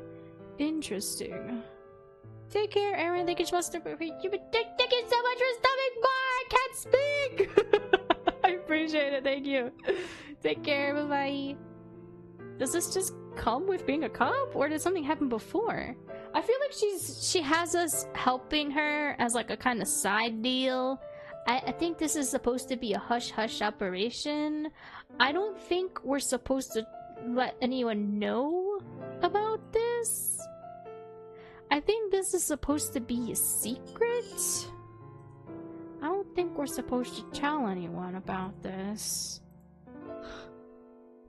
How much you want to bet he's gonna talk about it? Her brilliant eyes are trained on me. But no matter how I try, I can't discern any trace of a lie in their tranquil depths. It's rude to pry into someone else's past. I clamp down on the urge and turn back to the tentacle, which now lies motionless in Kazematsuru's hand, presumably worn out from struggling. What the frick? I'm trying not to contemplate how it'll feel against my eye. Does it really have to go in my eye? Isn't there any other way? Most spells only last a short time, and anything of a longer duration takes a bit too much preparation. And if you just keep it with you, an observant mage will easily pick up on it. Huh? You're sure this is fine? Of course! I wouldn't get this wrong, even if just on account of the Sakuma family. What the heck? Gotta watch the IP? What? What do you mean gotta watch the IP? Oh, IP really? Oh no. I really want to ask exactly who the Sakuma family are and what status they hold to make her and Sakurai both speak of them with such weariness. That's your family! But if Kazematsuru still insists on stuffing the tentacle into my eye despite all that, maybe it just looks grosser than it actually is. Or maybe... Can I keep my eyes closed or swallow it? I ask this question without harboring much hope. And indeed, Kazematsuru laughs in response. There's no trace of mockery to it, but my face still flushes hot. Oh, fine. Whoa! Kazematsuru reaches out and cups my face. Her gloves are coarse, her callous fingertips graze across my cheeks and slowly make their way into my right eye, leaving a trail of warmth in their wake. Wow, lady! This poor guy. He looks so scared. Wait. No, it's gonna go right into his eye. Look at it. When she peels open my eyelid with 2 fingers, I inadvertently choke on a mouthful of spit. My expanded field of vision can now clearly take in incandescent light beaming down from the ceiling, and Kazematsuru's face approaching mine, eyes gleaming like gems. Yeah, her eyes are so pretty. They're so vibrant pink. Oh god.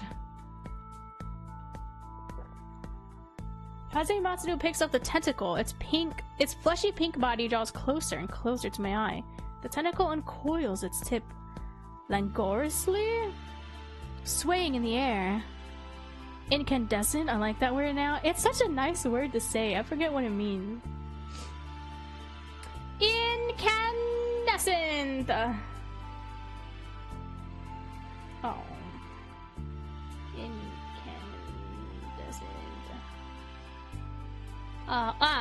Emitting light. It's okay.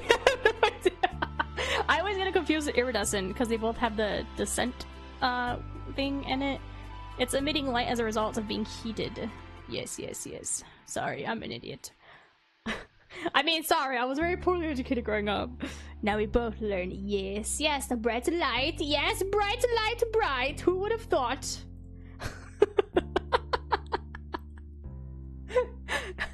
My body grows taut with anxiety. I can feel Kazematsu's breath and the stirring of the wind. Hold still. Girl, you just lashed yourself onto the man.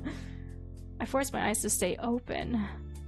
If you're poorly educated, as you said, then yes, I am the dummy here. Nah, I grew up in the ghetto. They threatened to shut down many of our schools.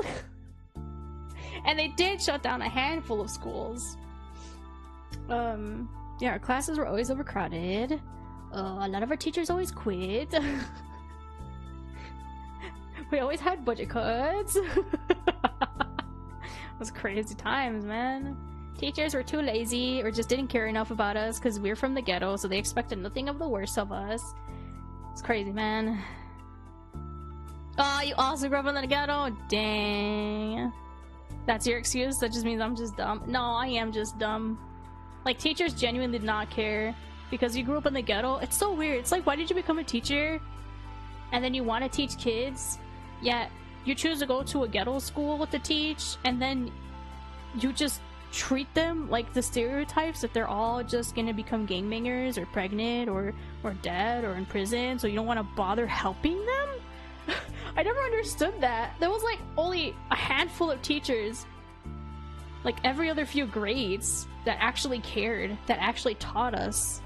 It's crazy. And then the teachers that were actually nice, the other teachers would always get super jealous of and talk crap about, and it's like, what the heck?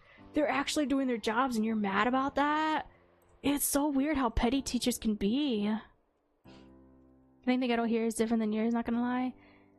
I mean, every ghetto is different, so most likely. Because I did learn some things. Imagine getting jealous of the good ones when you're bad, right?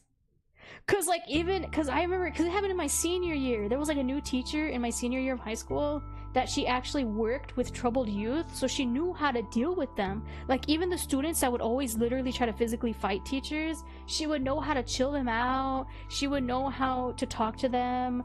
She would help students actually learn the law. I think she was our social studies teacher. She actually helped us learn the law and everything. Like, I don't remember anything anymore, but but she did help some kids steer clear of trouble and such whenever the cops would try to like racially profile them. So she did help some students out, and they were so happy for that. Our principal was good that way. The teachers themselves, though, big goof. Your principal was good. None of my principals are good. All of my principals would always sleep around with staff, or they would they would act like they were some celebrity or something. It's so weird how some principals would act. Some security in high school do the same. Like, they would sleep around with students. Some of the teachers would sleep around with students. Only the women got fired, though. The guys that would sleep around with the students that were security, they got like expelled for a couple days, and then they came back anyway. So it's like, what the frick? What's the point of that? You're such a creep. The ego of some people is insane. Yeah, I remember. I think I've only ever seen the principal to my high school, because she would wander around with some of her quote-unquote bodyguards, which are the security. I was always like, what the frick is her deal? She looks like she wanted to be a Kardashian. It was crazy. Or that she was one, I mean. And then in my grammar school principal, I remember her. She would actually try to help students by talking with them and always hanging out around us, especially like in the mornings. So like she was actually a principal that was trying to be nice and stuff. She got the principal Woody. No, she was a tall, skinny white woman that was always pregnant. What?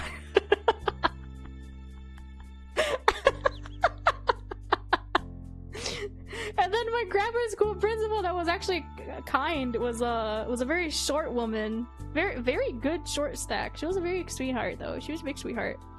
Why was she always pregnant? I don't know, man. I guess that's where the students got taught from or something. Every time I saw her every year, she was like pregnant, and I was like, what the frick is this woman? I don't know, man. Rich white people? I don't know. Oh my god.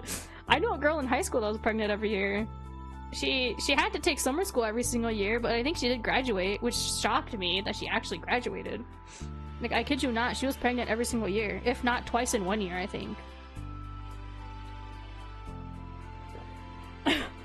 My neighborhood was wild, man. Or my neighborhood is wild, I should say. White people problems sisters. I think she was a white woman. I don't know.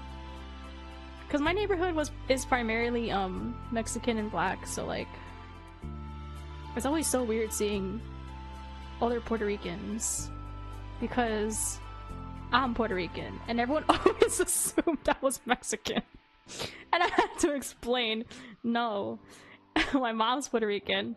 And then they're like, what about your dad? My dad's Puerto Rican. What about their dad? He's Puerto Rican. What about their mom? She's Puerto Rican. Excuse me. I don't know why nobody ever believed me. Some of the Mexicans, they were whiter than me and they were Mexican. No one ever doubted them. Why did they have to doubt me? That's the worst. Always having to explain the difference. Yeah. Everyone thought I was just white or Mexican. It was so funny though. They're so silly though. Sorry. My leg! My leg! Okay, what's gonna happen with the slug? Are you gonna shove it in there or what? You're kind of taking your time.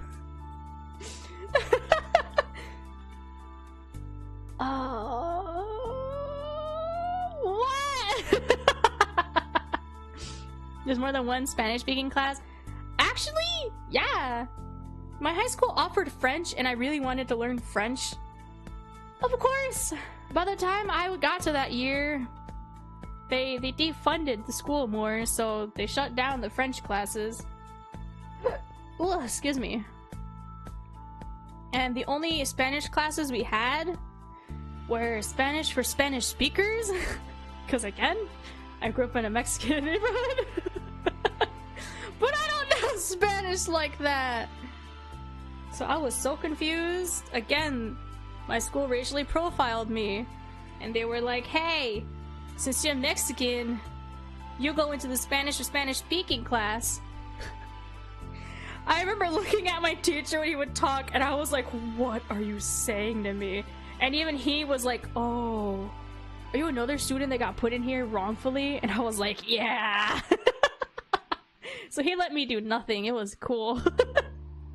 He let me do nothing until they finally transferred me like halfway through the school year. My school's so stupid.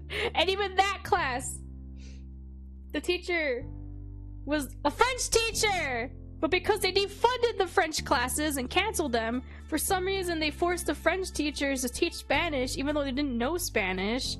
So a lot of them just quit, or they just let the students do whatever. So that's what I had to deal with. Yeah, America.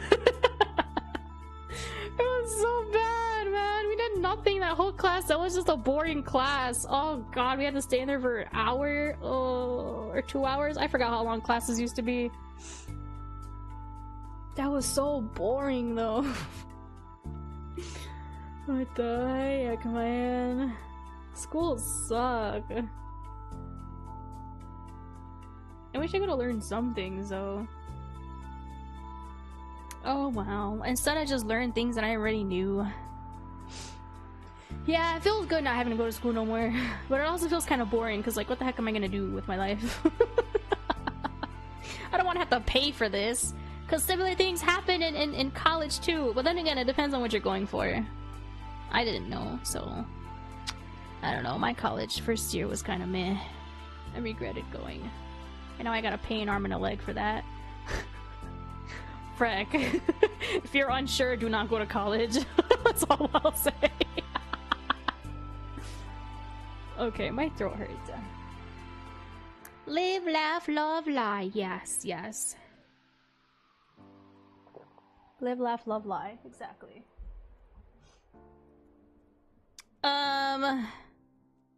This poor guy. He's been so traumatized in the last 2 days. Now she's forcing a slug into his eye. I force my eyes to stay open. My eyeballs swivel clumsily to the side. But I'm still doomed to watch the familiars inexorable approach? What does that mean? Inexorable? Inexorable. Impossible to stop or prevent. Oh.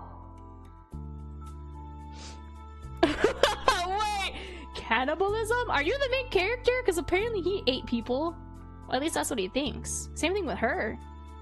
I don't think any psychological torture could beat this.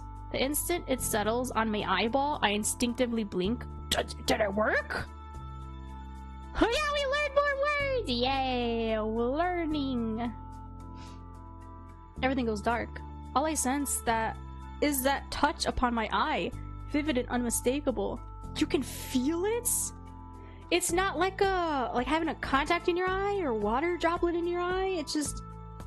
Oh, the tentacle's icy against my eyeball. Oh, I'm definitely gonna forget that one. Yeah, me too. It's a weird word to say. Its suckers are fastened to the most vulnerable part of my head. But it's in your eye. Like an insect's pincers pressing into rotten wood. Ooh. But then it rapidly melts into my eye socket like water. So it does turn liquid. Wait, yeah, so then how does suckers? How does that work? Did it like melt into the eye? Is it like invisible now? Dashing real tears from my eyes. I can't tell if any part of the familiar is washed out of them. Finally, a faint sliver of light reappears. Did everything get kind of like a pinkish hue, or is that just me? Only then I do notice that my right eye's vision is blurry, like I'm peering through a pink veil. Oh, again, I need to start reading things before I talk about it. So yes, there is a slight pink veil on things, okay? There's your answer. I do this all the time, I swear to God. I'll say something, and then I'm like, yeah, it's probably this, guys. And then I'll read up ahead, and it says exactly what I said, and I'm like, there you go. What? Juxtapose? Woo! With my normal left eye. It feels surreal, as if the world has been split in two. We have, heterophobia? Does it look like we have heterochromia? Why can't I see clearly? My lefty eye. That was his right eye, no? As I ask my hesitant question, Kazumatsuru's fingers shift from my eyelid to my eye sockets. She helps to wipe away the reflexive tears that are still seeping out. Did you say heterophobia? I said heterochromia! You'll be fine soon. It's still fusing. She sounds so calm. I sure said what I said. She sounds so calm. Her gaze lingers on my face for a long time, taking in every detail. I can't help but feel like a lab rat. Lab rats. We love calm. If only I can have it. I'm not sure how much time passes, but it must take a while. So long that the belated pangs of hunger start to gnaw my stomach. Finally, the color obscuring my vision drains away, and everything once again looks the same as before. What the frick? Happy Thursday! It's Thursday! You liar, it's Wednesday. It's 5 p.m. Shoot, I forgot you're like 6 hours ahead of me? Oh god, I can't math. It's 5 p.m. That's not 6 hours. It's like 8 hours, 7 hours ahead of me. I can't. Happy Wednesday! Happy Wednesday evening from NA. And my vision clears, my ears almost simultaneously pick up the rumbling of my stomach. I can't tell if Kazumatsu hears it too, but her lips do cork upwards in a slight smirk. Yeah, I know, you do that all the time, it's so funny. 6 hours? Yo, shush, I can't mental math, that's only 11 o'clock. I was off by 1!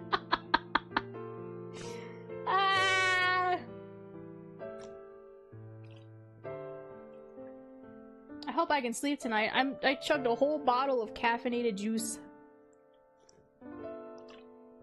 I'm almost done with it. An attempt was made. I tried. Can you see now? Oh, it's less pink. Yes. You sleep, but what about me? I don't sleep. I don't sleep. That's the problem. Time for lunch, son. We've been hanging around here long enough. Before we leave, out of the corner of my eye, out of my right eye, I noticed that my wrist is glimmering faintly with hazy traces of blue and pink, like rippling water, silk threads. The magic. Is it from when she grabbed us? Because it was blue and pink, so we have blue magic? So our magic is like our found family's magic. I'm very jealous. I'm jealous of people that can easily fall asleep. Talking about sleep? I'm getting sleepy. Good, you need rest. Go get some sleep. The patterns almost seem to intertwine, weaving into an intricate, unbroken skein. Oh, that's her magic? Wait, who said easily? Well, I don't know. In my experience, I feel like guys who sleep just a lot more easier. I know some women do sleep faster and easier. Like my mom, oh my god, the way she's able to just pass out, wake herself up from snoring, and then pass out again. I wish I could pass out easily. It's so long. It takes so long. It's so hard. Blah. I don't know why people... There was actually one person who genuinely called me, mommy, and I was like, what did you call me? What? Do I give off the impression of a mommy VTuber? Cause I really don't think that I do. I feel like if anything, I'm more on the scale of girl failure than anything. I just don't see how someone can think that I'm mommy.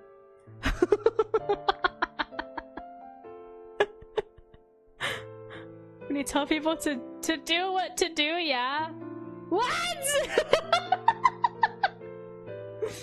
Waiting for people to call me that. I remember the moment I typed this. Oh my god. Someone called you mommy? Or someone called you daddy? Cause like... both are still wild.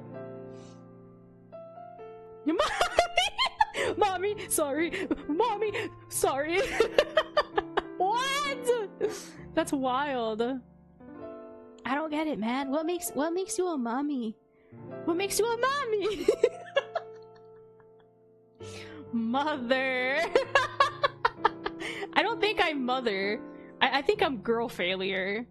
I think I'm more on par with girl failure. I wish daddy, then I'd be like, okay. You'd be okay with that? I don't know, man. I feel like I don't do any fan service, so like, I don't know. I'm just here being silly, man. I'm just here to be silly. I don't get it. I have the whole list, of course. Oh, sheesh, okay. Daddy is diabolical, but mommy isn't? Okay, where's the weird double standards? I'm old enough to be granddad. Oh, so you'll just be Unk? Oh, not really, Unk. You'll be Pappy.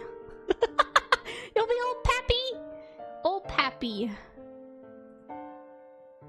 Kaze Matsuda's collar also radiates gentle sparks of mingled blue and pink, like a gemstone under the light. Where's the blue? I only see the pink. That's... See something weird? Oh, mommy is fine. Daddy is not that manly. Sound in my ear. But it's on par with mommy. It's just the daddy is just for more so like masculine representing people. Ugh, excuse me. Heck. Gramps is how I correct people when they say Unk. Really? You've been called Unk? That's so funny. You've been called Unk? That's wild. Okay, I know some people think Unk means uncool. I genuinely think it just means uncle. I don't know why they're trying to change the terms of it already. It literally just happened. It's so weird. Did they specify which Unk version? I thought it was uncle. Yeah, but nowadays people are trying to use Unk as uncool. I don't know why. It's supposed to be uncle, I thought. Like a old uncle. Daddy is more like when what? I've heard heterosexual people say it too, not just gay people. Don't cancel me. Daddy, chill.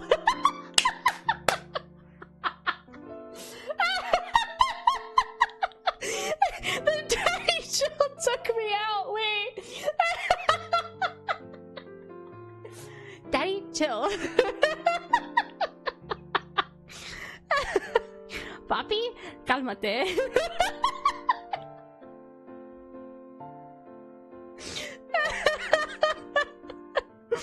What the F is that? You never watched the Daddy Chill meme? Oh, wait, how do they say Japanese? Papi, ochi suite? I don't know how to say it in 3 languages. Is it ochi suite? I forget how to say it. You got me laughing too. You said it first!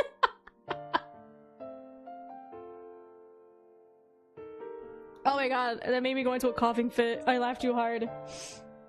I have watched it, it's just, I say the next line. Oh, I only know about the daddy chill.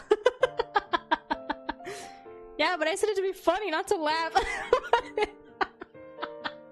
But it makes me laugh. Remember, I'm silly!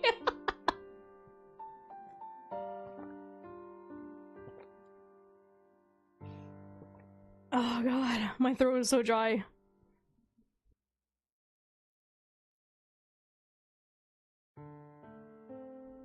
Oh, that was so funny.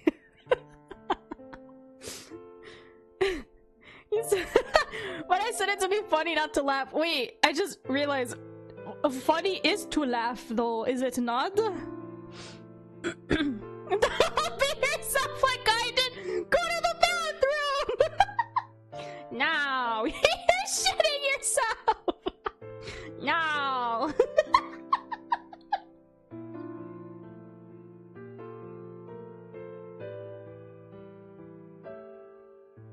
Oh my god, please. You're making me laugh so hard right now. It's making me have a coughing fit. She's enjoying. We did it, pals! You're such a dork. Wait, do you guys know of that meme? The go to your bathroom! Now! Oh my god, that video was so funny.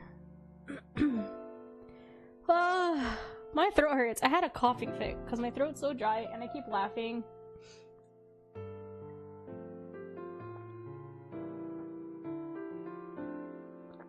Ugh. I'm trying to chug so much water now. Look what you did. My throat is never gonna be quenched. The hell's going on here? Oh, Blackfist! I know that one! Wait, is that why I cough when I laugh? Dry throat? I don't know, that's why I'm laughing. That's why it's happening to me. My throat's been dry, but I'm laughing so hard. that I end up coughing, and then my throat gets really dry and it hurts, and then I start coughing more. But is that what you're referencing, Aaron? Black fist! Me and my family scream that at each other all the time in the mornings. If it's not the Jake's, what's in the basket? Sandwiches! Then we just do the, what are you making? Black fist! I love that one. I love the way he says breakfast. It's so funny.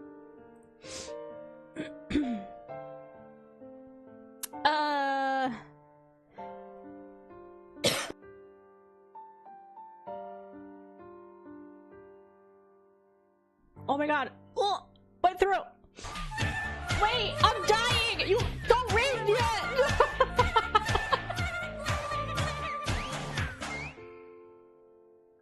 Wait, I'm dying. Shinava, hold on. I'm dying.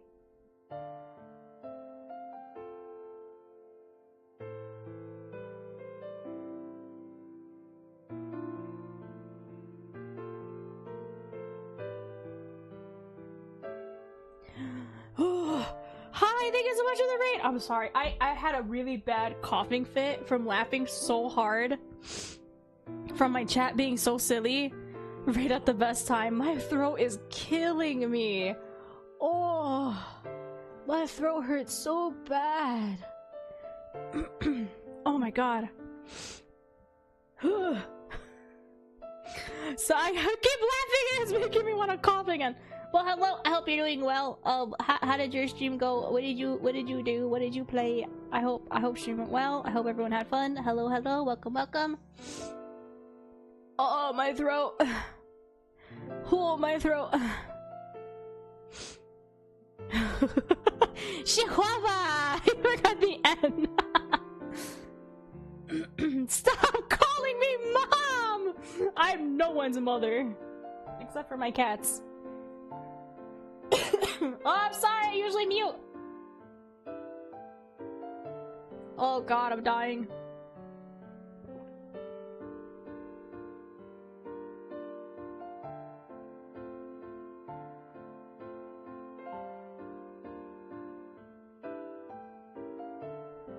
Holy crap. My throat. Oh, I'm sorry.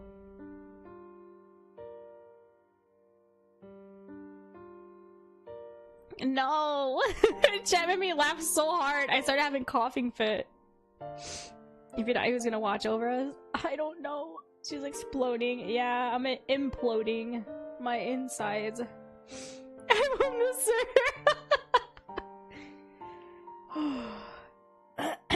Oh my gosh, my throat! Oh, Chad's being so silly. I ended up laughing so hard. I had a coughing fit, and then I can't stop. I can still hear her voice. Oh, there's another update? Wait, what was this update then? I have not been keeping up with that game.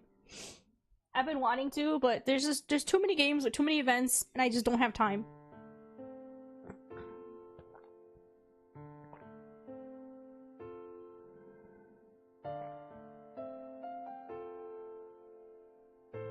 Holy crap, I drink so much water.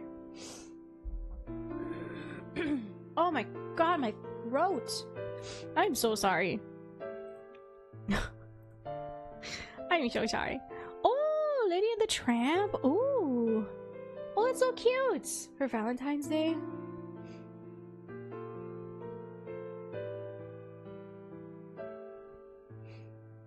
You don't have time because of us. You're looking after us. True. I had to record 2 hours of Honey Pop and then edit that and then upload that for members on YouTube. And then get ready for this stream. Oh my god, I'm coughing every so often. I'm so sorry. But yes, hello. My name is Pikachu, and I like to play a variety of games, primarily indie titles. But this month is Simp Month, which I play visual novels. Oh my gosh, my nose. The cats have zoomies? Oh no. The cats have zoomies. You should see what Grace did today! I started stream I started stream and I think it's Grace. I don't think it was Greta. I think that was Grace. I started stream and the moment I started and I went to just chatting. Oh my god, excuse me. I told them this desk is not for them. That's not gonna stop them. They can't read. But yeah, I started stream and then... Oh frick, what is it called? And then, I heard rattling behind me, like behind my door in the hallway. And I was like, what the frick is that? Oh frick, hold on, wait, no, that's a spoiler! Wait! I heard rattling behind me, and I was like, what the heck is that? I just started stream, so I was like quiet too, right? Because I kept hearing this weird rattling noise behind me of like a bottle cap. And it was against my door, so I thought, because brother's off today, so I thought brother was trolling me with something. And I was like, what the heck? Is my brother like messing with a doorknob or something? Or pushing stuff against the door? Or is mom home and she's trying to give me something and trying to be quiet about it? Because we all know mama tries to be discreet and she ends up being loud. and I look behind me.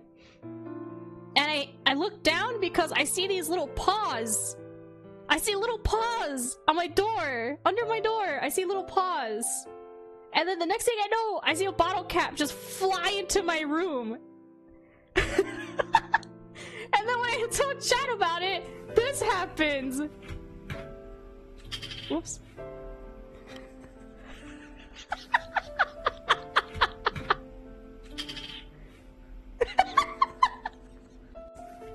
You can hear me wheezing. She's trying to reach for it. She's like, wait, no, I want that. I was playing with that. Give it back.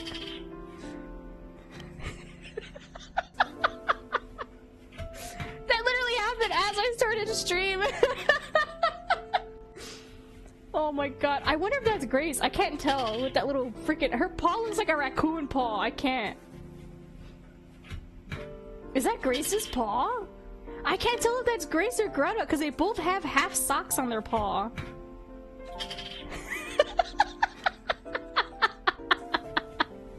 I can't tell which one of my gremlins that is! Is that Grace or Greta?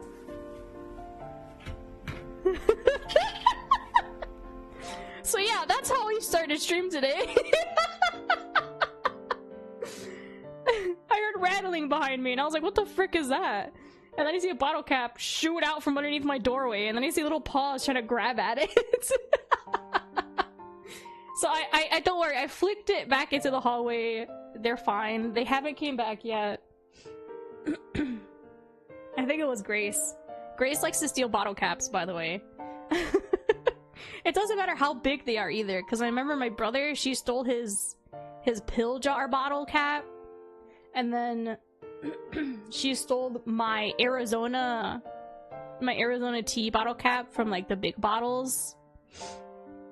She wanted the cat back to play with. Yeah. What do you mean? Because I don't give her any attention. I give Grace plenty of attention.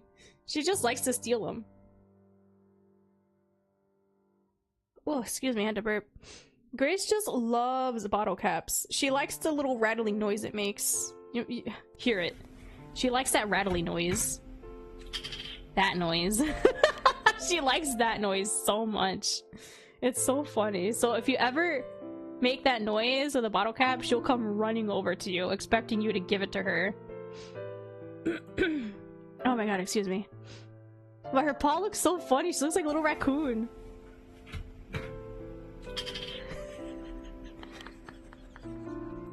I like that you can hear me wheezing laughing too. Oh, my gremlins, man. My gremlins are so funny. What? Why are you... How are you gonna get me food? How do you mean?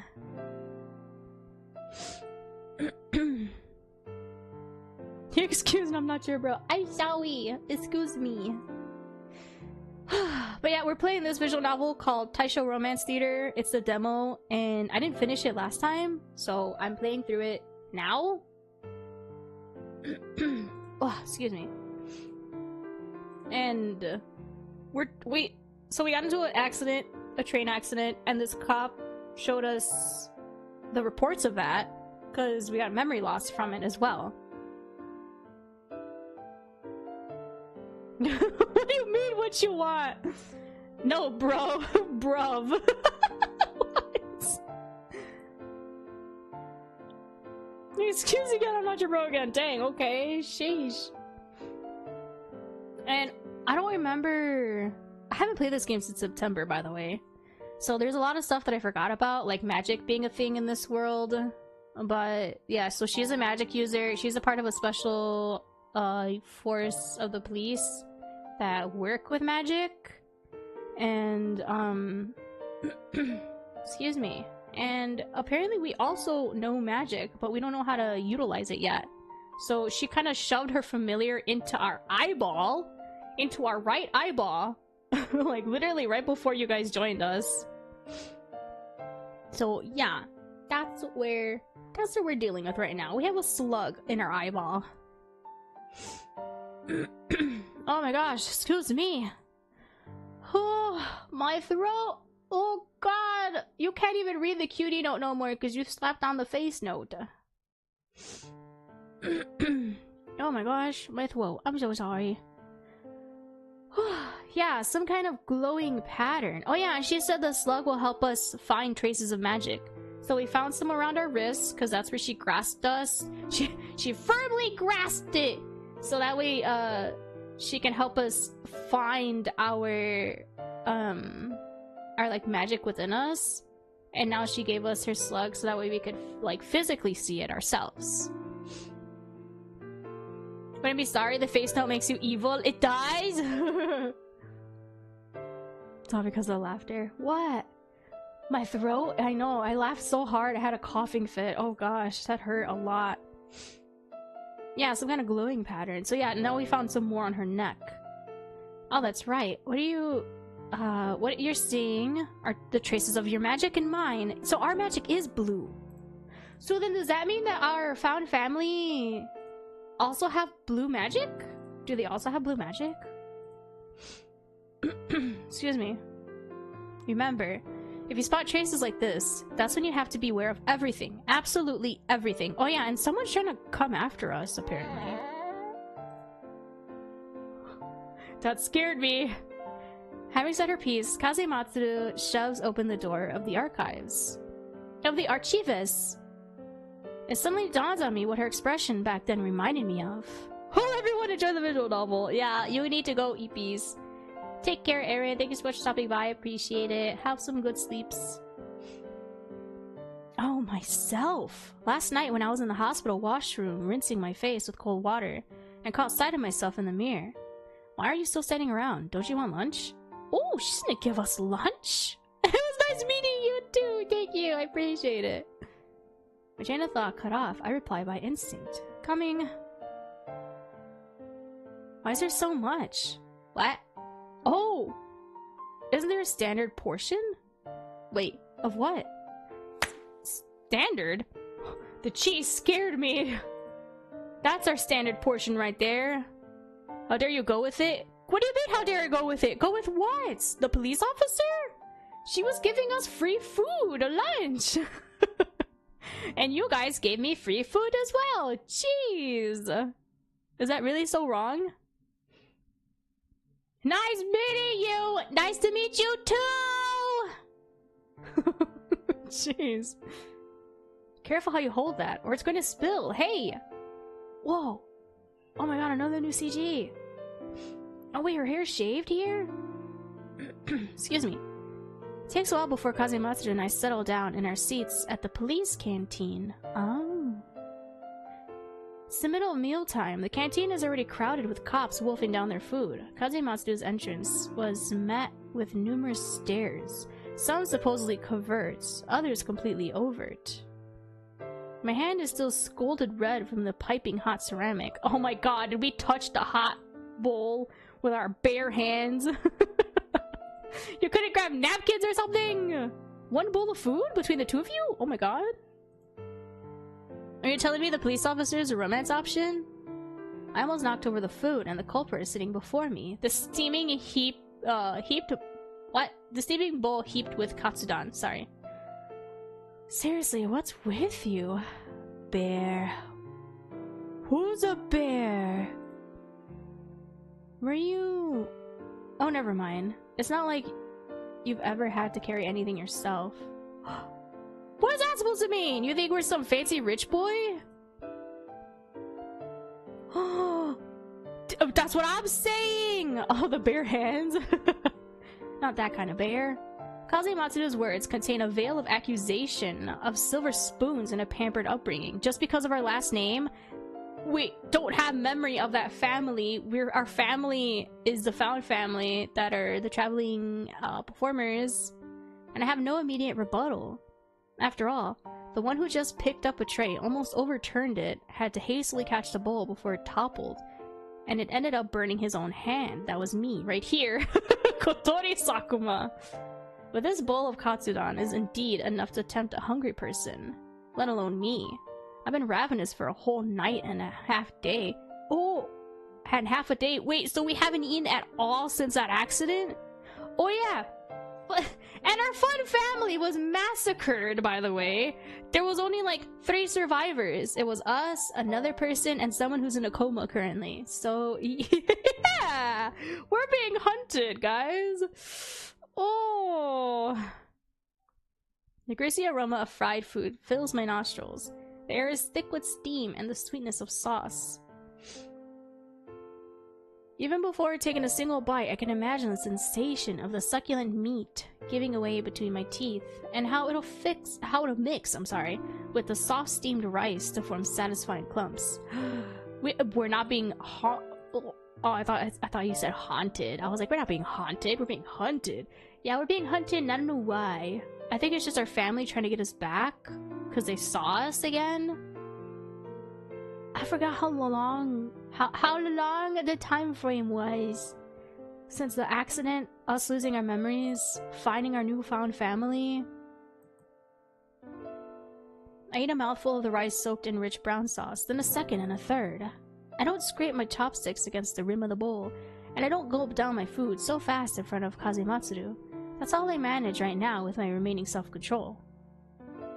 Once I've gotten some food into my empty stomach, my body is briefly pacified, and I can finally sift through the events of the past 2 days. I unconsciously start to eat at a slower pace as well. I was about to say, you eat slow so you don't burst your stomach eating too fast or get a tummy ache. First, Hatsuyuki and the troop members. I think it's troop. Troop members turned out to be corpses. Okay, here's a recap, guys. So yeah, they turned out to be corpses. Kazuya, Hamuto-sensei, and I are the only 3 living people in the entire troop. Then there are the signs of reversion on Kazuya's body. Excuse me. I look up at Kazematsuru, sitting across the table from me.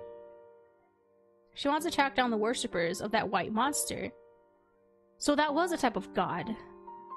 And they seem to be connected by the black mage who was controlling the troop members. Plus, what Hatsuyuki mentioned about the principles behind reversion. Corpse? This was out the Yandere Vision novel we played before? Oh no, this is totally different. Remember, I played this back in September. I played this one back in September. The Yandere Vision novel you played before. Corpse. Which one are you talking about?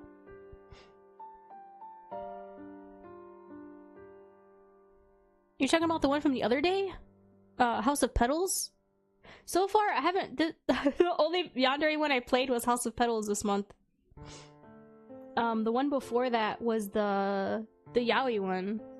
The yaoi one! The one with, Kosuke. Frick, I forget what it's called. The girl who's obsessed with a young male? I don't remember that one. A yandere one where the girl is obsessed with a young male?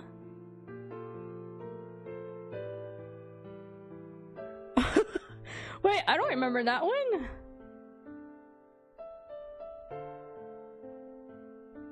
I don't remember that one. I'm sure they're making everyone behave just as they did when they were alive, to the point that they could even perform and laugh along with me. Can't have been a simple spell. Yeah. But if so, what if Kazematsu is investigating really is connected to him? I feel like maybe it's from our family. Suddenly lost my appetite. The sense of the food is real. Don't know the girl was digging a grave while the young male passed by the remote village. Oh, that wasn't a male. We were playing a girl. That was a Yuri visual novel. That was a lesbian visual novel. That one, we were a woman and we found another woman who was the only survivor of that village. Are you talking about that one? It Gets So Lonely Here. Gravedigger-chan. Oh, she's my favorite. I really love Gravedigger-chan. She was really cute. I can't believe she buried us alive, though. Wait, she's the only one that actually got to keep us. Misremembering this. That one. Yeah. That was a Yuri visual novel. That one was a women love women one. Yeah. Yeah, the only yandere ones I've played were the Yuri one, the Yaoi one, and the Otome one from last stream. Last stream was the only hetero one. Holy frick. Yeah, Yuri! I'm gonna play another Yuri visual novel Sunday. It's also the one that I played from September as well. The one I played, I think, after this game too. Devil's Liminal. That one's also a Yuri visual novel. And I don't know who to trust! Both love interests are very appealing and very, like, questionable. We got the one woman who, she's a trans woman as well, by the way. She's a woman that we knew in her childhood, and she had to move away, but then she came back. She came back, and now we're reconnecting again. So that's like childhood lovers trope. I love that trope. The friends to lovers trope. That one's so cute. I love that. But the fact that she came to our house to save us, how did she know that was gonna happen? How did she know where we lived? Well, she picked us up. Of course she knows where we lived. But how did she know what was happening? Like, I don't know. She's made me very suspicious of her already. And then the other woman that's another love interest for the MC for that game, for Devil's Liminal, is a familiar. Sounds sus. Yeah, it was so freaky that, oh my god, I love Devil's Liminal so much. Oh god, like our character I think is bisexual because we had dated a guy, but he's tried to sexually assault us. Thank god we got away from him though. But our childhood friend bumped into us, and that's how we totally agree with the sus part. Yeah, that was very creepy of her. Because it's like she was stalking us. Sorry.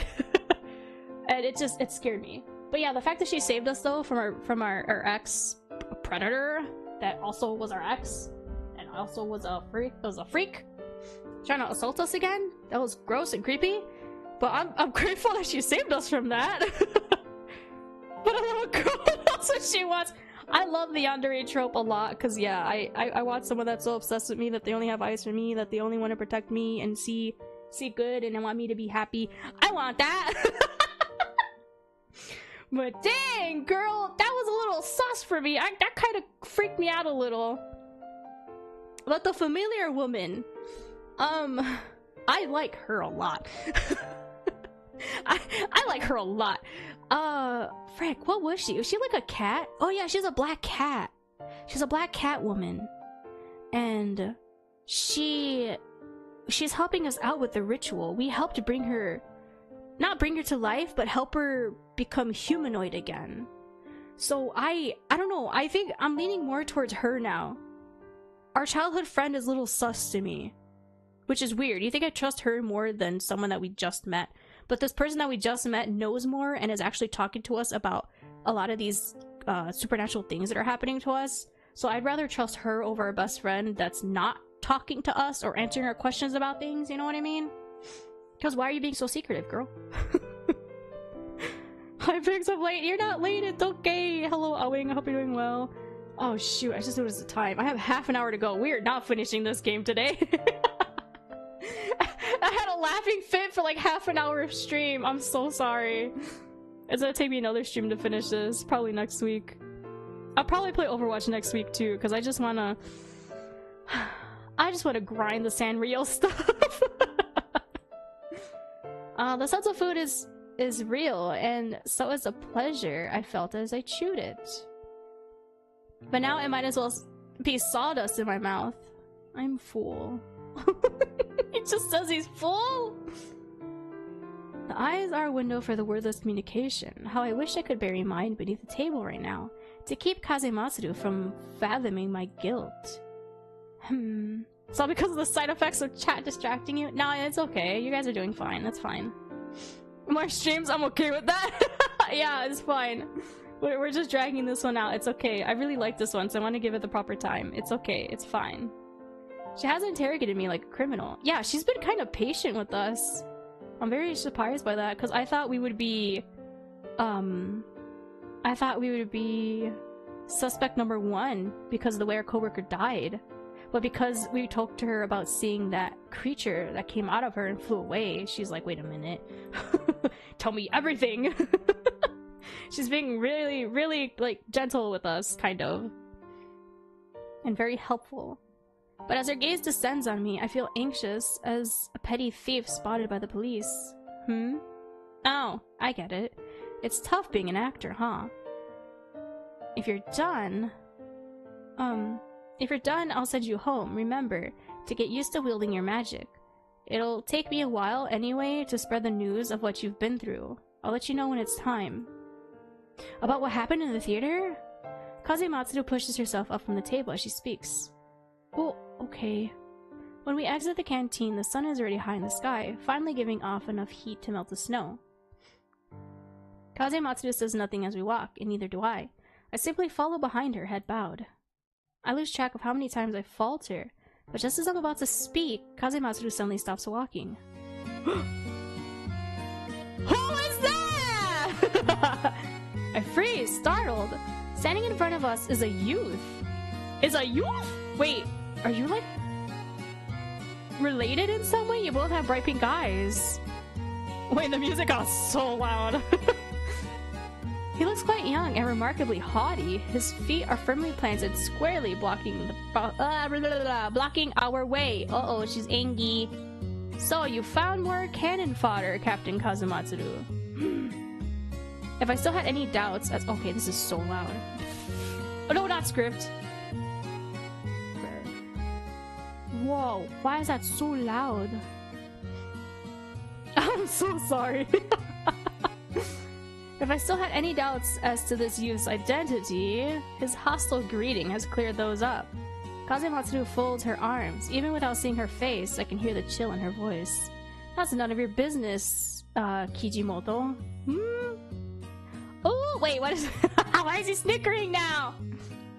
This sort of provocation would better work on my father, if you could even get to see him in the first place. Your little brother is old enough to come stay with the main family now, isn't he? I've heard all about that boy's gifts, even here in Tokyo. How's that going? Getting worried yet? What? Jesus! Okay, she just went for the jugular for him.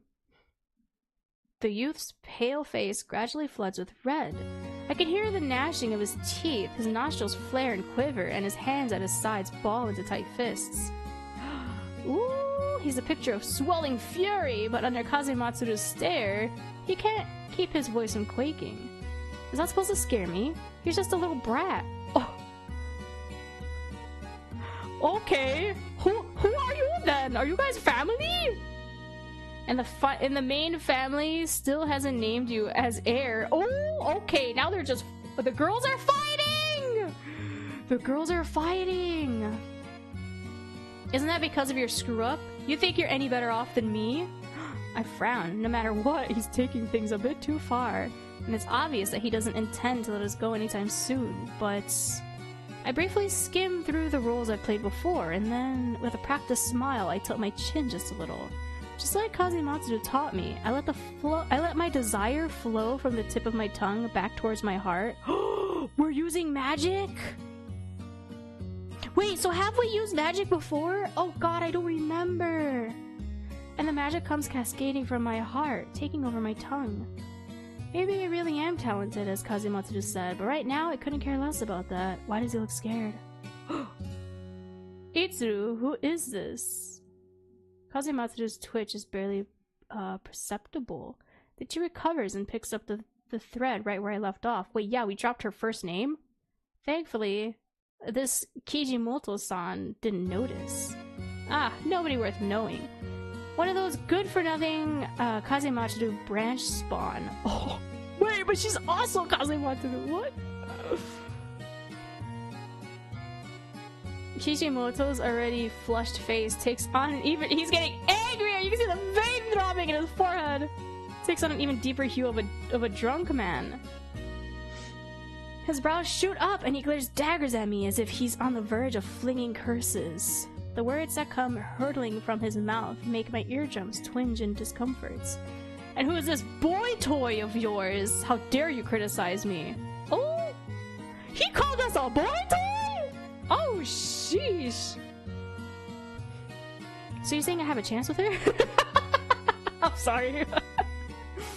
I arch an eyebrow, and with another flick of my cheek muscles, I poise my lips in the faintest of smiles. But I very conspicuously rake my gaze over him, pausing only long enough to be sure he notices it.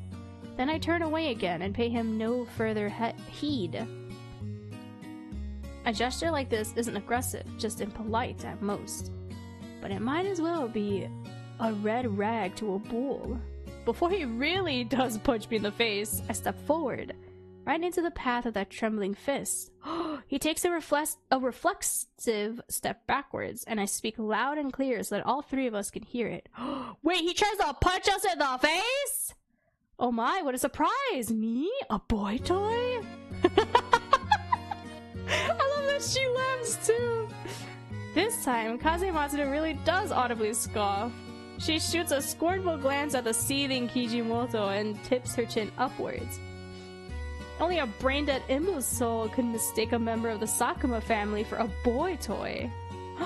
Kijimoto is apparently desperate to recover the dignity he lost by backing away just now. Yeah, you were about to punch someone with high-class name over here. He lets out a loud bellow. Sorry. What?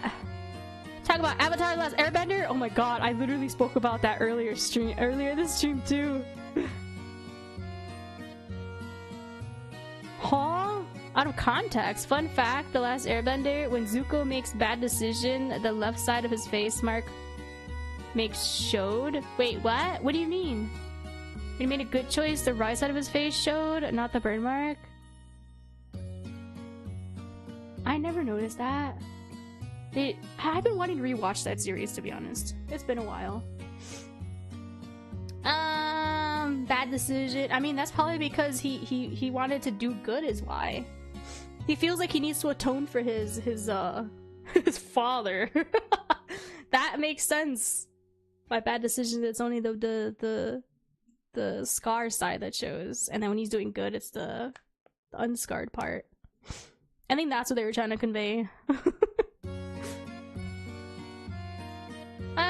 He lets out a loud bellow, and then realizing that someone might hear him, hastily lowers his voice again.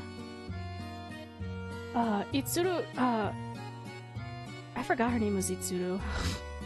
Kazematsu, have you lost your damn mind? You think you can scare me by bringing the Sakumas into this? Everybody knows the Sakuma heir is useless scum with no talent. Oh, you're not fooling anyone with this street trash you hauled in from... What? Our name means nothing now? Ugh, from who knows where. At least put him in a skirt. What? What do you mean? Is that so? I wasn't aware that people speak of Serena in this way in unknown quarters. What? Seems I had better let Minoru-san know that Kijimoto-kun here is a very idiosyncratic? What does that mean? Like dumb? Cause idio? Perspective on Sakuma family affairs.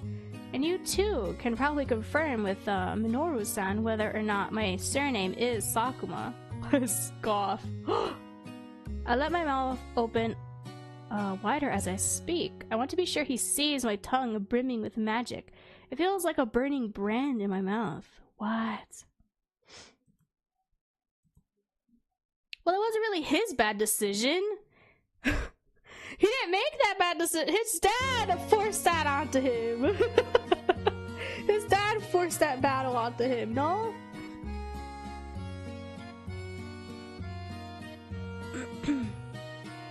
His gaze settles on me, and I see his pupils start to quiver. He believes me. Or to put it another way, he's weak by nature, and as soon as I display a significantly tough attitude to rein him in, he might claim not to believe me, but he will acknowledge his false persona I've adopted. Oh, heck yeah for being an actor, let's go! Moron. How did such a wise teacher turn out a wretch like you? Kazematsu flings her last words. They made Kijimoto's entire body go rigid.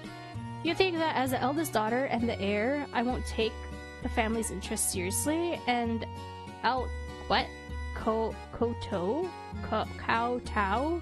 to anyone just to get an edge over you? Isn't that right?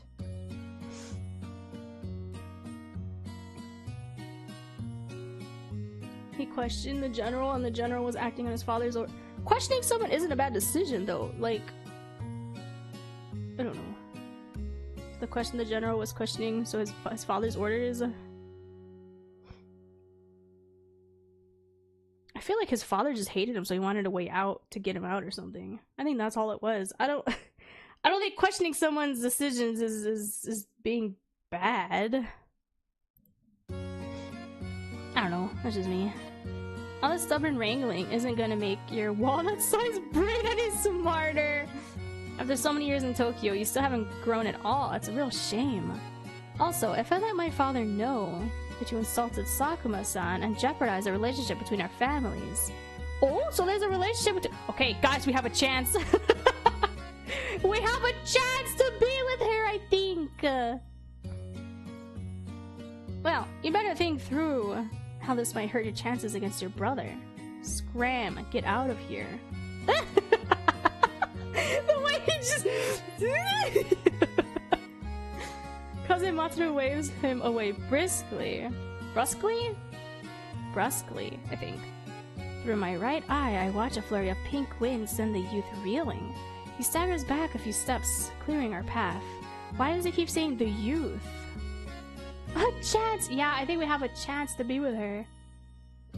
I surreptitiously swallow a scorching lump of spit and magic. Sorry. As I do, Kazematsu grabs me by the arm, and we leave the youths ranting behind us. Well, I'll leave you to it. She stands next to a slowly melting pile of snow. Her boots spattered with muddy water, but after a few moments, she suddenly calls out to me again, stopping me in my tracks. What he said, it's true. I have been keeping something from you, and now that I'm thinking about it more calmly, you have the right to know what you've been dragged into. Oh, so now you're just gonna key us in on this? This game has high-class vocabulary, I know. It's nothing like the other Yuri visual novel I played, though, where it's like Old English. Oh gosh, that's so hard. I only played that game once. I feel so bad. I really want to play that one again. Maybe in the last week of February. I think next week I can only stream like 1 or 2 days. Maybe just one next week. So I'm hoping I can play... it was Cage of Roses. Cage of Roses is so good. It's with the really pretty vampire lady, and then we're also a high-class woman. So like, and it's set in like the old times. So like, so much old English in there. Oh god, it's so confusing to me, but it's still good. I love that one.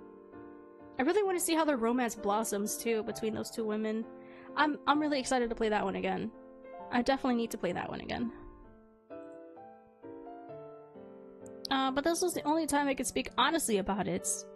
Only now? This whole time we've been with her. The last half day. And now she wants to be open? Do you want to hear it? It's probably better if you know. After I've heard it, is it too late to refuse, even if I want to? Naturally. I nod. There's no change in Kazematsu's expression, and her tone remains the same. Where do I start? 5 years ago, right after I took charge of this division, there was a string of magical attacks in Tokyo. The victims were ambushed and abducted, and then turned into twisted, deformed monsters. Like our co-worker? They had nearly the same powers as mages who undergo complete reversion. They were highly destructive and almost immortal, and barely retained any sanity. Wait, but our people had sanity. Back then, it made a huge stir. When we tracked down the person behind all this, it turned out to be a black mage who worshipped that so-called Lord Octopterops. Oh, I already forgot the name of the thing. Did they tell us this before, the name of it? I forget. Lord Octopterops is just like what you've seen. 8 wings and 8 eyes. Feathers like fresh snow. Eyes like emeralds. So it is the same being. So it is like a cult. There's no record of such a deity in Japan. Or in any other East Asian country for that matter. So its followers are designed as a cult. I just said that. I called it! I called it the moment before! But they're cunning lots. We were fooled so many times by the false trails they led for us. And in the end, I'm guessing they got sick of the fuss. That black mage made the first move and appeared before me and my team. She was an elderly woman, getting on in years. Kazematsuru seems to be taking a deep breath, but halfway through, it turns into a— Oh, my mouse died! My mouse just died! That's why my— Oh, frack, guys, my mouse died. Okay. I guess I'll use the touchpad of my laptop. But halfway through, it turned into a sigh of resignation. The Special Investigation Division was a brand new unit. My father put the most into it, hoping to use it to restore the family's glory. With no one else stepping up, it was only natural to put me in charge. Yeah, I forgot to charge my mouse. And apart from me, it was just a bunch of rookies the government dug up, like you. They suddenly found themselves saddled with these blessings. What? So you're saying this wasn't an accident that we got adopted into that group? They didn't know the first thing about the world of mages. I remember owning a yoga laptop. That was a good experience, like a yoga laptop. What does that mean? Your laptop can do yoga? What the frick? This is the first I hear of this.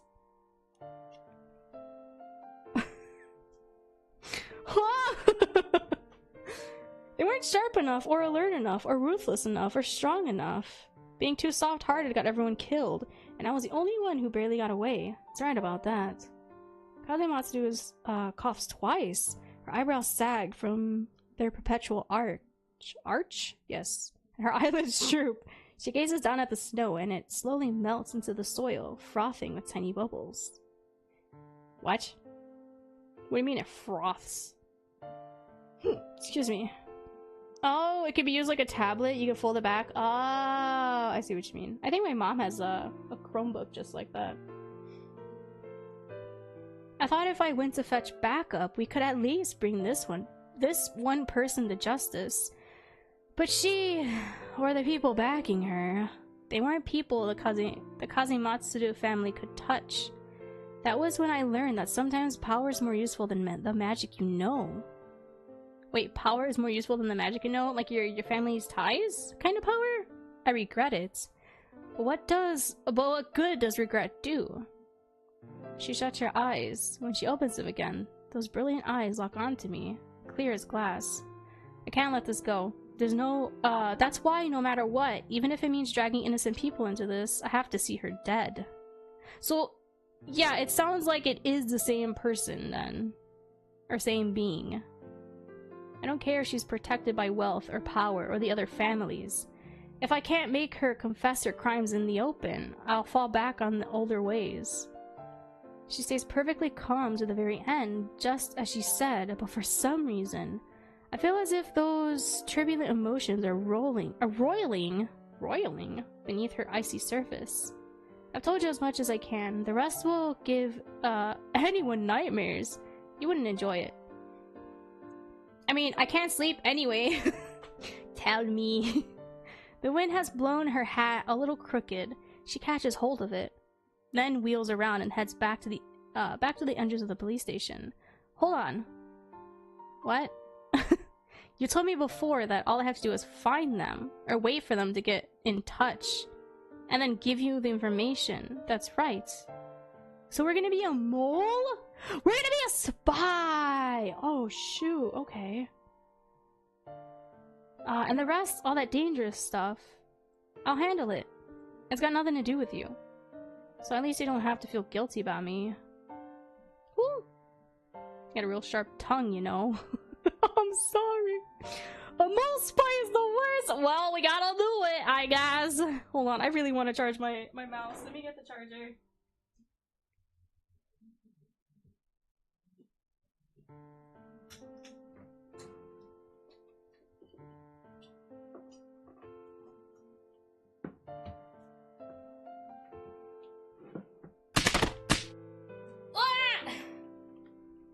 How dare you? How dare you catch me off guard? How dare you? How dare you? How dare you catch me off guard? You're sick. You're sick and twisted. Catch me off guard like that. It was to myself. Oh, it was a hydrate redeem. I thought you just big yeeted me. I was like, what the frick? I just walk away for 2 seconds and I get big yeeted? Who's simping? Man, I've been simping over this woman like this whole time. She has such pretty eyes. Can you blame me? She has very pretty eyes. She's a nice cop that actually cares about helping the people. Lol, she just said she doesn't care how many innocent lives she drags into this, right? she's just a little corrupt, guys. But look, she's pretty. If they're pretty, that makes everything okay. Her eyes are... Man, everybody reminds you of Sasuke! What the frick? Her eyes are pink! They're not red! Isn't what the frick do you call his eyes? I want to say Sharingan, but I know that's not it. Those aren't the same eyes. Those eyes are red. Those eyes are red. Is it Sharingan? Yeah, right? Because the Rasengan is Naruto's special move, yeah? God, I haven't watched Naruto in years. When have I ever said who reminded me of Sasuke? No, she's the second person. The first person you said reminded me of Sasuke was, oh god, what was the other visual novel called? I freaking love that one too a lot. What was it called? Hold on. It was a detective one. Ooh, okay, my mouse works. Hold on, I gotta scroll on my list of games. You said there was a guy that reminded you of him that we answered the door to, and I was like, he reminds me of Mista. Mr. Rios, my dead Kamiyoshi. What was that game called? Is it still in my library? I might have uninstalled it. I don't think it's in my library anymore. Oh no, yeah, it's the kind of game that gets uninstalled when you uninstall it. It was the one about your dead husband that you're trying. It's the Otome game where you have a dead husband and your mother was trash. Why do you remember so much? Because it bothered me, because that guy reminded me of Mista, not freaking Sasuke. I hate Sasuke. Sasuke's annoying. Frick! I don't remember the game's name. I'm gonna have to check my YouTube playlist. Hold on. Lover's Enigma! Never mind, I remembered it. It's called Lover's Enigma. You said that guy reminded you of Sasuke, the detective. God damn, you have a memory of an elephant. And I'm calling you fat! What? Why would I think you're fat? What? Only the memory part. Oh, you literally specified memory! You're a dork. I have selective memory. I have so much trauma that I don't know, man. I feel like I'm getting dementia early. I have selective remembering. I don't know. My trauma of repressed memories or repressed emotions making me forget things. It's cold out these days. You better go back and get some rest. I'll let you know if there's any news. On the way back to the troop lodgings, the snow seems unusually bright for some reason. Yeah, it looks dark though. I rub on my right eye. Ooh, can we do that? Where an ache is slowly developing. A breeze whisks past, and when I lower my hand, I notice a patch of color that stands out stark against the white snow. A smear of the— oh! Remember, they were killed here by our family. They were killed here by our family, like right outside. I remember that. Most people would take the elephant part and think he's calling me fat. Well, it depends on how you say it, and you said memory, so I thought memory. The smear of deep green extends along the street into an alley that shows no sign of light or life. Standing at the mouth of the alley, the moonbeams and lamplight, I can just make out the signboard half shrouded in the shadow and the words inked upon it. Watanabe Hall of Antique Books. Door to the shop is shut tight. A yellowed paper is tacked to it, announcing the shop's imminent closure. And those ominous flickers of deep green blink in and out of existence, fleeting as mist in the sun. Ooh, it's creepy. They rise and fall as if borne by the great breaths of some invisible beast. An unearthly aura that exudes sends chills down my spine. My heart pounds faster and faster, drawing me onward, but Kazematsu's words are like the reins on a bridle, yanking it back before it can leap from my chest. She said to watch out. Tokyo is a global city, the heart of Japan. I've only just become privy to some of the secrets hidden from the public. Even so, I'm well aware that in such a vast population, a small proportion can still be a large number. It's plausible enough that a mage might have passed by not long ago. It's just that I look up.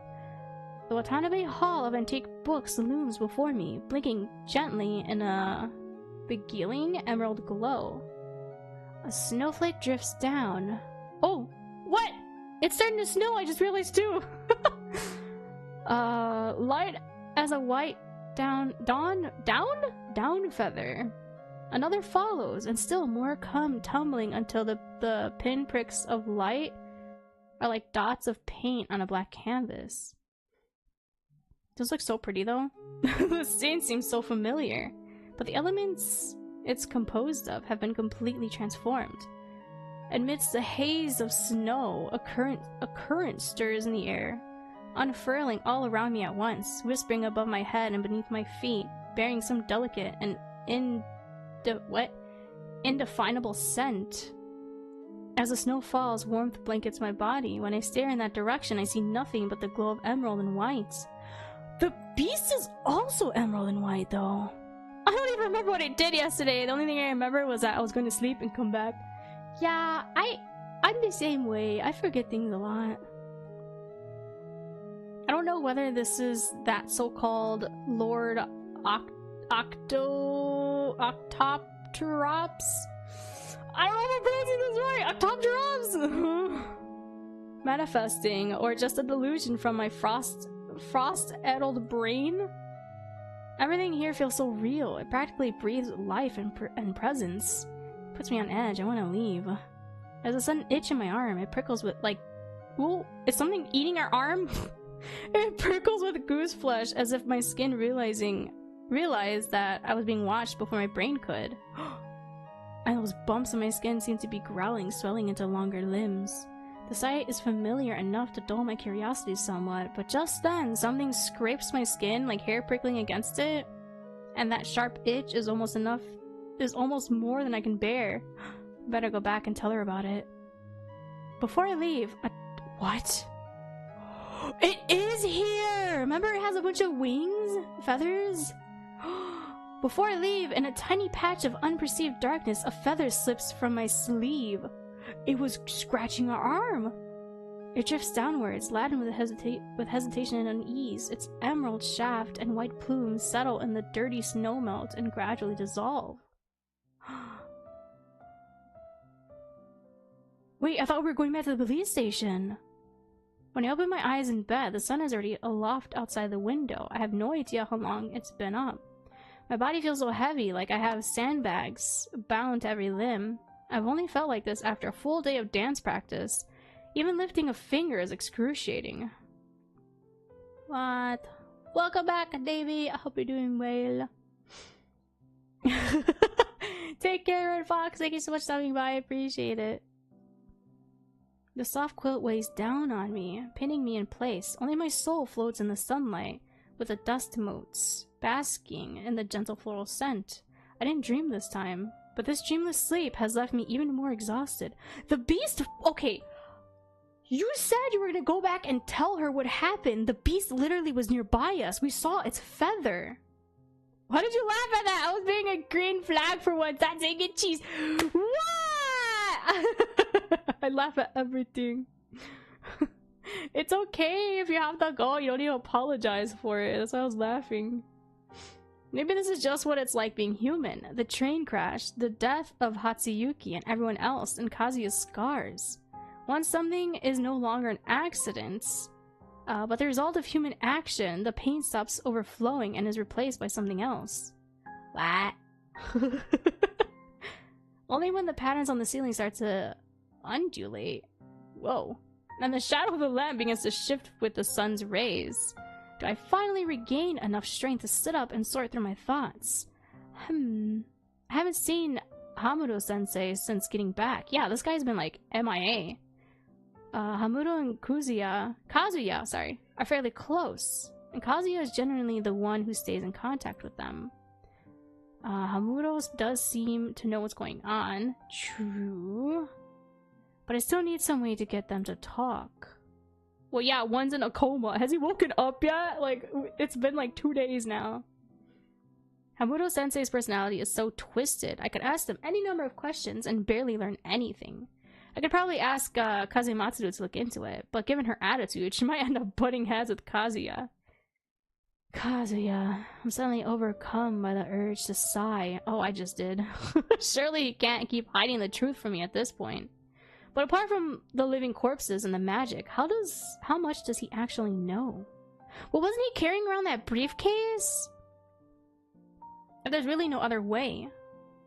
Hatsuyuki, Kazematsuru, even Sakurai,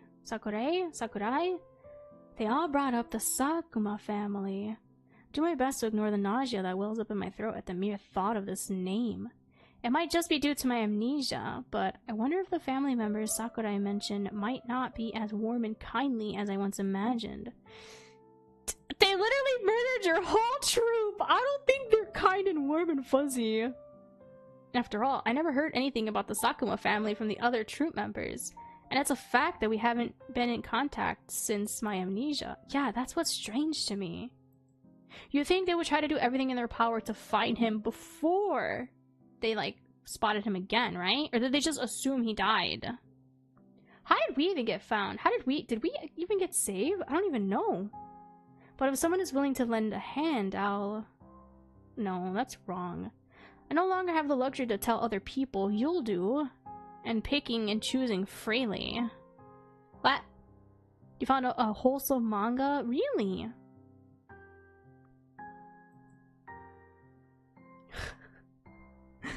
Okay, thank you for the name. I'll look into it when I can. Sakurai was right. I might have the chance to meet them soon. I don't harbor any deep feelings for my so-called family. And perhaps this is one of the few cards I have to play, as long as I use it well, and as long as my younger sister will accept it. Oh, so that girl at the cafe, was that her younger sister? My thoughts are interrupted by a convulsive shiver, as if I'm warning my own brain not to venture any further. Before losing my memory, what exactly did I want to leave, or why exactly did I want to leave Tokyo? Best not to dwell on it. I'll just wait until Kazuya wakes up. Yes, I'll wait until he's awake. The other shoe has to drop then. But before that, there's the bookshop. The only trace I've seen since the familiar was implanted, sorry. A scene that's both recognizable and alien. Oh shoot, so it's like brand new if it's only got like 38 chapters and it's still ongoing. Somehow, I don't think it's a coincidence. I'll tell Kazematsuru about it and go take a look. Now that I've thought all this through, the exhaustion coiled around me is like a knot that's been cut. The whole tingle unravels and falls away. Well, I'll wash up first and make a call to Kazematsuru, and then I'll start by looking into the Sakuma family. Wait, so are we actually gonna look into our family?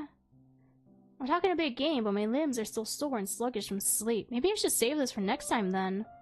My feet feel numb and inert. Like I'm treading on cotton wool. Even such a short walk proves challenging. Dang, we need to rest! We haven't been able to rest since all this crazy stuff happened! When I drag myself to the telephone, lift the receiver, and turn the dial, I still have to lean against the table for support. Yeah, you need to rest. I listen to the static on the line, stamping my feet lightly to shake off that discomfort. What is it? Kaze Matsudo's voice sounds in my ear. As I string together a sentence, my gaze idly wanders away. Which is how I spot something that shouldn't be there. That's... Hello? What is that? Hey, answer me! We just left... We just left her! On the phone! We just walked away! The sun today is the brightest it's been in days. When I leave my room, the hand on the wall clock is still hovering between 2 and 3. Wasn't that like the time of the attack in the middle of the night? I forget. Wait, yeah, weren't all the clocks stuck at a single time? The sun's rays are no longer like a small light bulb, all glow and no warmth. They've grown hot enough to melt away the snow lining the streets. I'm not fond of thick clothing, so this is the one good thing that's happened to me recently. The one and only thing. A letter? The envelope in my hand seems to be smoldering. Ever since I made my call to Kaze Matsudo and noticed the lightly scented letter laying on the table. Scented? And the fact that there are no trace of damage to the front entrance or my room door. It's been like a beacon in the darkness. Wait, this is in our room? I thought we were like in the hallway of the building. And it looks like we're outside now. I'm confused. It's like a beacon in the darkness, ceaselessly proclaiming its presence. The paper is dry, soft, and smooth. It emanates the chilly fragrance of violet leaf. A letter from Serena? Is it the girl from the cafe? The signature on it reads Serena Sakuma. That's what made me finally decide to hang up the call, leave my room, and walk out into the lukewarm breeze. Okay, so we were still in our room. A younger sister who's vanished from my memories, and who only exists for a fleeting moment in the mouths of others. Perhaps she wanted to save me, a new arrival in the city, from having to make too long a trip. After the standard pleasantry, she very thoughtfully set our meeting place as the cafe I've been dining in for the past few days. I think that's where we met her, if this is who I'm thinking of. The tone of her letter was polite, so polite as to be distant, but I feel every word like a thorn in my side. A faint chill creeps from the soles of my feet to the top of my skull, as if countless eyes just discreetly swept across me, and my skin caught on before my mind could. Even in this fine weather, I can almost feel my teeth chattering, and it has nothing to do with the season. We're back in the cafe. When I push open the cafe door and see that only one table is occupied, the mounting disquiet reaches its peak. It is her! Oh shoot, yeah, this is the little girl we saw, but last time she only had one maid. It's the strange girl I saw the first time I came here. Yes, it is! She and the maid standing behind her raised their heads in unison, and their identical wintry stares pinned me to the spot. Their complexions are equally pale. Their spines and arms have the perfect straightness of antique Western dolls in a shop window. Ball joints rusted and unmoving. They might never have drawn breath. I recall that peculiar feeling when I had my first when we you ever had a dream when you sorry, I can't read, holy Jesus. I recall that peculiar feeling I had when we first crossed paths. Now that I've realized the blood ties between us, that seems to explain it. My sister is calling to me through our kinship by blood. But why is she like this? You ever had a dream? Or you? And you? That's what I sounded like. That's why I screamed it. Time seems to have frozen. The silence is heavy enough to choke on. I can barely think of anything else. It's all I can do to maintain my calm exterior. Our calm exterior! Reading is tough, it really is. Especially when you're poorly educated. I'm not calm at all. I'm over here choking on words. Are you Serena Sakuma? This is literally the same CG when we first met her. Oh my god. Afternoon sunlight is bright enough to illuminate every speck of dust drifting through the air. In this world, saturated with a sharp scent of coffee, sits a doll-like girl, gazing straight at me with keen golden eyes. Eventually, the muscles at the corners of her mouth flex, and a smile forms on her lips. That's a smile?! Looks like she's so uncomfortable. It's a little stiff, but brings some life to her face. Yes, it's me, Oni-sama. Her lips part ever so slightly, and she lightly exhales a long, slow breath that skates across the past, stirring up ripples on its blank surface. Then she gestures, directing my attention to the stack of documents on the table. I do think you must have realized already, but to ease all your doubts, here's proof that you truly are my big brother. I shake my head. For the already renowned daughter of the Sakuma family, there is no need to bother with establishing bona fides of whether hers or mine. No need for that. I don't think you lied to me about this. Serena seems fully satisfied with my reaction. She likes that we immediately believed her. She doesn't just raise the corner of her lips, but her eyebrows as well. It's been a long time. You look much better than you did before. I'm so glad. Please sit down. I want to chat with you. Go to the kitchen and hurry them along. I don't want the snacks to be late. Yes, miss. Ooh, the maid dips a small bowl. Okay, she just acts like she runs this whole cafe, huh? The maid dips a small bowl, then slips away as silently as a piece of paper. Serena, for some reason, hearing that Oni-sama made me even more inclined to address her this way. Keeps her eyes on me until I'm seated on the other side of the booth. Only then does her unnerving gaze retreat. Oh.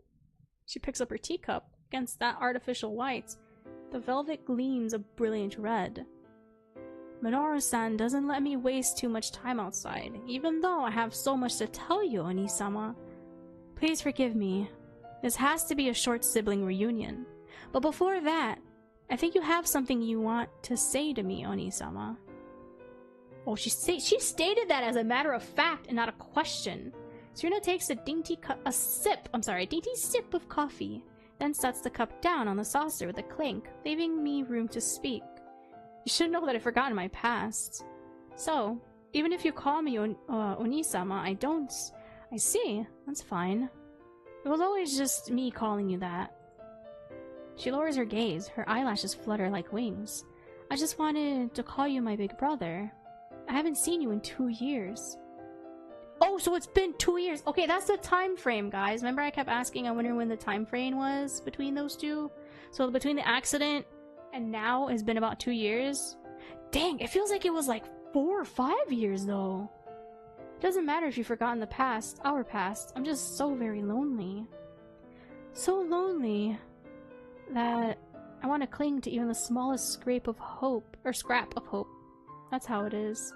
Her expression is as cold as ever, but her eyes and brows droop down towards her little silver spoon, twirling endlessly in the cup. You know, Oni-sama, back when you loved candied plums and sweet rice balls, I thought you were being so childish, eating all those sweets instead of a proper meal. Oh my god, he's just like me for real. A while ago, I finally realized how rare sweetness is. But you were gone by then, Oni-sama. Serena's voice has gone soft. Sadness hangs thick in the air, and the words I'd prepared stay jammed in my throat. I swallow them back down. Sorry. I'm just worried. I don't know what to say to that, but I don't want to be rude. Aw, the has to be so awkward. I hope you don't mind. Serena gives me a smile. Her facial muscles seem to have limbered up a little compared to her smile earlier. This one is more childlike and more befitting her age. It's okay, Oni-sama. Well then, you called me here, and you even thought of that letter delivered to my room while I was fast asleep. Makes my skin crawl and brings an involuntary frown to my face. The fact that, yeah, someone broke into our bedroom? Oh, that? I had someone tail you. I'm sorry, Oni-sama. And I discovered something I wasn't expecting, so I wanted to give you a warning. What? She's so calm as she spits out words that make it impossible for me to stay calm. I'm on the verge of screaming. That'd be rude, but at this point I can't bring myself to care about those niceties. Niceties? Or even whatever danger she's talking about. What do you mean? You had somebody tail me? Well, I mean I assigned detectives, or as I like to call them, money-hungry fools. Oh, okay. To keep a constant eye on my vulnerable brother and make sure he doesn't get caught up in anything strange or dangerous. That's all. It's probably because we saw the entity last night. Does she know? She cocks her head, seemingly perplexed by my reaction. A lock of hair tumbles over her forehead, obscuring the sharp contours that frame her eyes. Was concerned for your safety, Oni-sama. It doesn't mean... Why didn't you ask for my consent? Tamp down my swell of bitterness and keep my voice as even as I can. Serena doesn't look any older than 17 or 18. Dang. Just what sort of family environment can make this young girl think that sending people to tail others, no matter what the motivation is a reasonable thing to do? I mean, they probably do that to her, right? Most likely. But Serena's response seems to mock me for having forgotten myself and crossed the line. In a perfectly flat tone, she says the words I least want to hear in this situation. That doesn't matter. That doesn't matter. Itsuru Kazematsuru is actually a very level-headed person. I'm not worried about this little adventure you've arranged with her. Oh no, they know! Guys, we can't be inspired! They know! After all, she can handle most of the special circumstances. It's just that you don't seem to have very good luck, Oni-sama. What does that mean? What do you mean? What's that? Sir, please, we have a string of bad luck. Oh my god. I still haven't noticed Oni-sama. That's alright. That's exactly why I'm here. Just like how you can see fresh traces of magic now. She knows about that too? You don't know how to rein in your own aura and to other mages. That makes you let's say a sitting duck. It's adorable. I don't see what's adorable about it, but Serena carries on, heedless. But these traces are like stains. They'll eventually be washed away by the rains of time. And thanks to the hard work of the Special Investigation Division, Tokyo has been very peaceful, has always been very peaceful. So peaceful that people who use any sort of little magic trick to do their best to cover their tracks. The family she gave you simply... the familiar she gave you simply lets you notice when other mages are nearby. You will see the traces their breath leaves behind, which are invisible to hide. Which are impossible to hide! I can't read! Usually that's more than enough. But the strange activity you saw after leaving the police station followed by the... She knows?! But the Watanabe Hall of Antique Books that can only mean one thing. It has its eyes on you. As she speaks, her spirits seem to raise. Rise? Raise? I think it's rise. Some trace of inflection even enters her voice. After all, you've forgotten everything you were taught before you left, haven't you, Oni-sama? Whatever its goal is, it seems to really want to go inside and see. Want you to go inside and see. Go where? Into the bookstore? Wait, go inside where?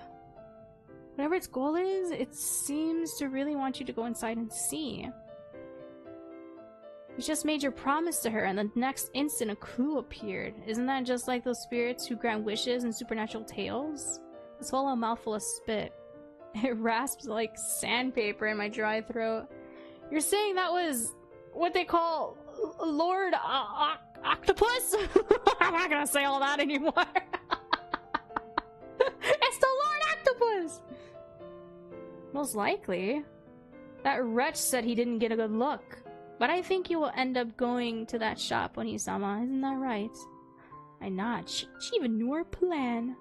You having a stroke? No, I was poorly educated growing up, so I can't read. So instead of struggling to say the Lord's word, I'm gonna just say Lord Octopus. I nod. I don't want to go back on my word to Kazematsuru. And since Serena came looking for me and didn't bring up Lord Octopterops, you must have some information on Watanabe Hall of Antique Books. She brings her velvet glove palms together lightly. The soft clap echoes in the space between us. Aren't caring to read. Oh my god. I see you understand, Oni-sama. That's good. Minoru-san wants to see if you've made any progress in these years away. He thinks the bookshop owner will make the perfect target. What does that mean, perfect target? Of what? But I still can't bear the thought of you getting hurt, Oni-sama, so please listen to me carefully. Before you come back, I just happened to acquire a little information through certain means. Some of them involve this bookshop owner, Tomoya Watanabe. Hearing this, I unconsciously snapped to attention. She's quite a well-known black mage. 20 years old, she started working for an unofficial organization called the Assembly of Truth. So she's a part of the cult? The earliest records of the Assembly of Truth date back 40 or 50 years to sum up. It's a church that uses the guise of Shinto to carry out mass rituals of debauchery and pursue the unification of all beings. I won't elaborate any further on the specifics of the worships. They'll expand on it in great detail, I'm sure. Watanabe was already notorious before joining the Assembly of Truth. Like a classic black mage, she hoped to explore the secrets of life and death through her research. Oh god, I have to pee so bad because I chugged all that water earlier. The Assembly has recently established bases in Tokyo. The bookshop you saw is one of them, Oni-sama. After Tomoya Watanabe joined the Assembly of Truth, she leveraged their power to run even further amok. Due to her lack of restraint, after her clash with the Special Investigation Division, some information about her magic gradually came to light. To be precise, she can use magic traces as ink. Oh! And spends time writing books about the lives of the magic owners. Once a book is complete, she can wield the magic of the person who left that trace. But that sounds OP! What do you mean? This is like that one anime I watched recently. Oh god, I forgot its name. Where the books were like curses, and anyone who reads the cursed books ends up like doing what the cursed book says. So like some of them set themselves on fire. Some of them, you know, kill themselves in a different way. Some of them go after other people to harm them. It's crazy.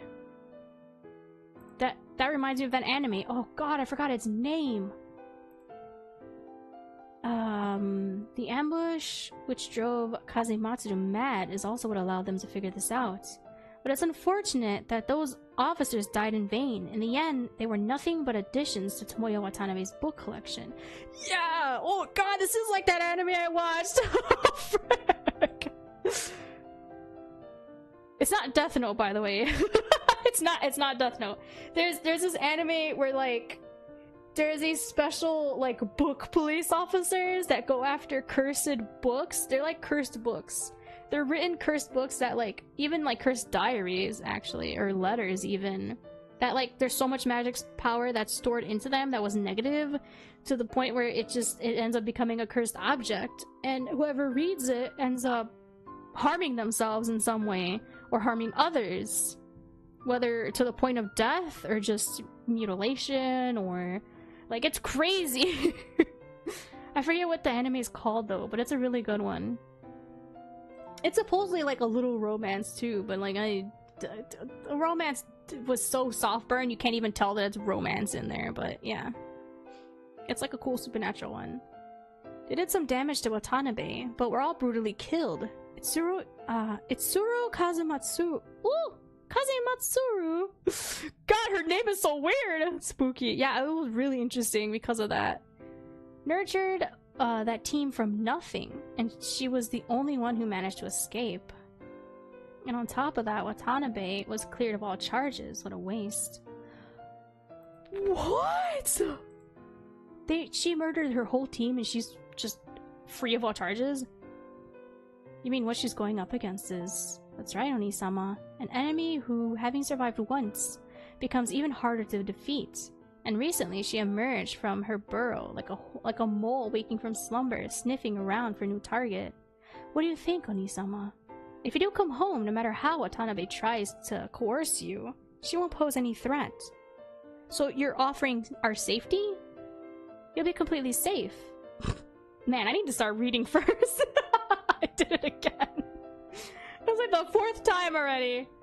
As for Itsuru Kazematsuru, once she's made up her mind to die, who can stand in her way? Serena's tone has grown gentler.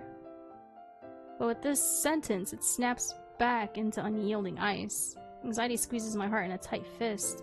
I look into this girl's eyes, and as they gaze right back at me, I realize that, apart from the deliberately honed tips of those eyes and brows, their golden irises are very much like mine. Yeah, she literally looks just like him. It's crazy. I mean, they are siblings. Wait, so then who's that other guy? Like her older brother or something? They're only a little more solemn. I almost agree immediately. Almost. Before I answer, I have a question too. What sort of person is Itsuru Kametsuru? The girl's eyes widen slightly and her expression clouds. I begin to wonder if I shouldn't have said that. But then she finally speaks. If you take this chance to make her promise you something, she'll do it. That's the kind of person she is. Thank you. What? She's trustworthy? Is that what you're trying to say? Just as I thought, if I get Kazematsuru to owe me a favor. Kazuya really is connected to a mysterious organization. Sorry to disappoint you. I look away before the girl's expression melts into sorrow. I don't mean to turn you down, I just need more time to think, and before that, excuse me, I have to settle things with Kazematsuru. Even though I have the right to refuse her, I need to keep my word. Even as I mouth this lofty proclamation, I just hope this girl doesn't expose my pretense. Is that so? See, you've learned how to bluff too, Onisama. Well, we are an actor! Serena makes a sound of cool disdain and I almost slump over. Her stare is almost palpable against my skin. Only when it shifts away can I catch my breath, the bitter taste of deceit now replaced by the guilt welling up in my throat. Well, in exchange for your rather unsatisfactory response, I'll go on a while longer. Let me tell you a thing or two that might give you nightmares. What? Do you know something, Onisama? Most mages' inborn talent manifests as soon as they draw their first breath. There are very few people like you who live an ordinary life until sensing a deity's presence and become a mage. So we are... Okay, so our powers barely did just awaken. And among those very few records, there's no one else, you, Onisama, who beholds their what? Patron deity so frequently. What does that mean? Because we've seen it so often? Well, I can't say that for sure. After all, the records only reflect the formal list of rightful deities. There are also non-human beings who take advantage of this to entrap followers, preach, and expand their influence. It gets dangerous. That thing by your side, Onisama, it doesn't seem to be anywhere in the Takemagara myth, does it? Wait, the thing in our eyeball? Cold sweat trickles from my palms. Judging from Serena's description, rather than saying that Lord... Oh! It might be more accurate to say, has it always been with me? When those words leave my lips, Serena's expression slowly ices over until it transforms into a spine-chilling smile. Don't be scared, Onisama. Just come home. It will all be fine once you're home.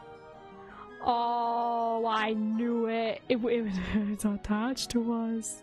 The entity is attached to us since birth. When the time comes, I'll protect you. Oh gosh, she's so creepy now. Serena-sama. The maid softly interrupts us. I have no idea how long she's been silently standing beside the table. My deepest apologies for interrupting your meeting with the young master, but it's almost time for the meeting Sir arranged between you and the supplier. Serena's expression doesn't flicker. She sets down her teacup, not much emptier than before, and raises her feet. She took like 2 little sips. Alright, Onisama. It looks like you need to make up your mind. Before you do, I hope you consider that. You still have a little sister waiting at home for you. And you've abandoned her for so long. Oh frick, she's outside. Is it because we hung up the phone on her? After Serena and her maid depart, I have no time to waste either. I leave the cafe and almost immediately run into someone I saw not too long ago. Itsuru Kazematsuru is standing in front of that little door in the hallway. In the alleyway, sorry. She can't have been here long. Her footsteps are still intact in the snow. What are you doing here? What am I? You got some nerve saying that. If a certain someone didn't hem and haw over the phone and say he had an emergency and hang up on me right after I pick up, you think I'd be ditching work to run over here? She gives me a few rough swats. You're not hurt, at least. What happened? Serena Sakuma just showed up looking for me. Oh, your sister. Well, how did it go? What did you think? She's kind of a weird kid, but at first I thought it was all just a misunderstanding, but it turns out blood ties really are a magical thing. She came to see me to tell me about that black mage named Tomoya Watanabe. Her face. What was that name?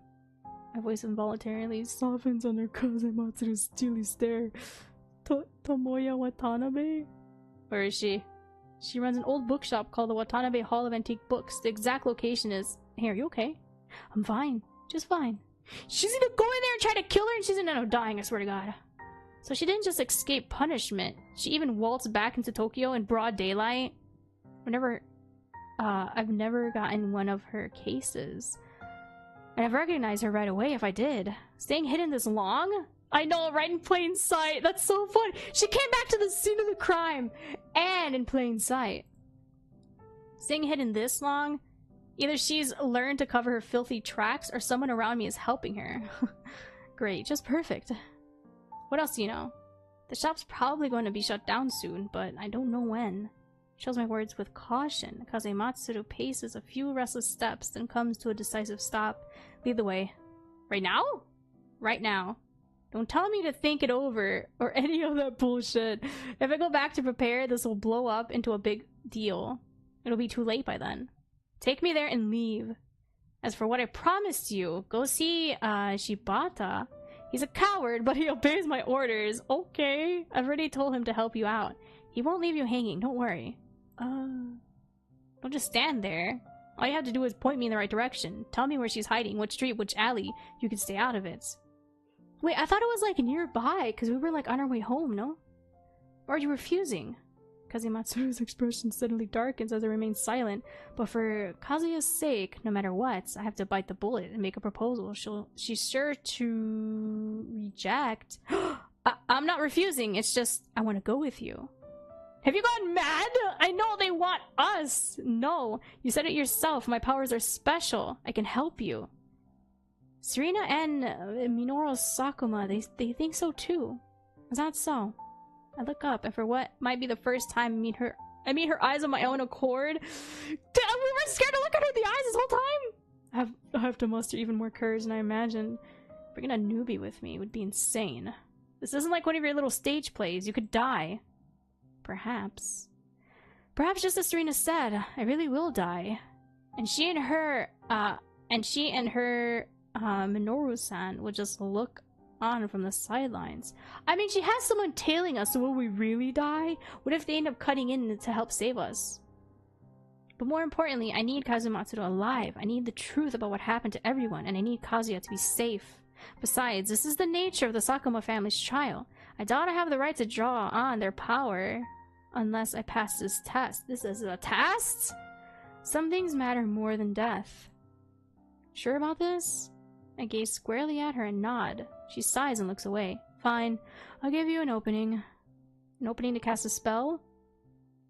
Oh, but how can I let you face her alone? I can fight too. No, you can't. You've barely even practiced channeling your magic. If you insist on butting in, you'll just get in my way. Besides, it's been so long. I have no idea if she's picked up on any... Oh, if she's picked up any new tricks. But you can... But you can... Oh, what? Oh my god. Okay, I need to stop. I'm so tired. I'm so tired. What you can do is conserve your magic while I buy time and then pinpoint a weak spot for her, just like you did to me before. What? Oh, I don't remember that. It's too late to teach you anything new. Anything now, damn it. We'll just have to... What's this? Kazematsuru mutters something in her breath. She uses a tip of her boot to inscribe a coarse but complex circular pattern in the snow, encasing me within it. What? In fact, those traces, which mages can see, aren't really that obvious, which means that if the opponent doesn't have a familiar, and you're well prepared enough, you can keep anyone from spotting those little sparkles. That's all we can do now. She produces a dagger from who knows where, and without hesitation, she slices an inch-deep gash into her palm. As blood gushes out, she lets it trickle into the circular pattern, and like water flowing through a canal, it runs neatly along the carven route without a single wasted drop. Shocked, I reflexively whip out my handkerchief and try to bandage her wound, but Kazematsu sidesteps my extended hand without batting an eye. It's fine. I'm just using my blood since I don't have any proper materials on hand. Settle down. Ooh. Oh, excuse me. She keeps up a constant murmur as she kneels before the steaming snow. Let this flesh be girded in the power woven within the divine feather robe. Feather robe? That's suspicious. Glimmers of light rise from the pooling crimson, clinging to my cheeks. Whipped up a burst of wind. Oh my god, I can't read. Like a flock of birds taking off from the eaves into the sky. With every syllable she utters, her face grows paler and paler, as if she isn't spitting out words, but instead the living fluid that swathes her organs? What? By the breath of the sacred trees and the wind that binds earth to heaven. At Kazematsu's cry, the wind sweeps up the fallen snow and in a single dizzying whirl scatters into fine powder once again. Whoa, the tiny motes flutter to the ground, born anew. There's a flash of light and then it vanishes without a trace. And I know you're worried about me. As Kazematsu gets to her feet, she smiles. It's a tiny smile, barely there, but I see it. She writes books about the people she battles. That's how she uses their powers. Oh, yeah, we know. I've already seen almost all of those. I'm sure my subordinates and I are in there too. But it's been 5 years since the Special Investigation... It's been 5 years?! Since the Special Investigation Division was founded. Oh, was founded. I thought it was since the battle. I was the one who fitted them out in their first uniforms. Who could know them better than me? Oh, so it has been 5 years since you fought them then. What? I'm not as frail as you think. Lead the way. Shut up. Okay, you know what? I think we'll deal with that next time, guys. We'll deal with that next time. Oh my gosh, shrink ray! Woo! God! Dang it! Okay, there's too much going on. It's already gonna be 7 o'clock. I have to pee really bad, so we're gonna end it here. Actually, I'm gonna go pee first. give me a second. I do have a little announcement. But I'm gonna go pee first. I do have an announcement. Announcement! When I return from pee. I have a special announcement. I mean, if you're in Discord, you already know. Yeah? And I did post it on my socials, so like, if you follow my socials, you already know. But I'm gonna be right back. I'm gonna go pee pee.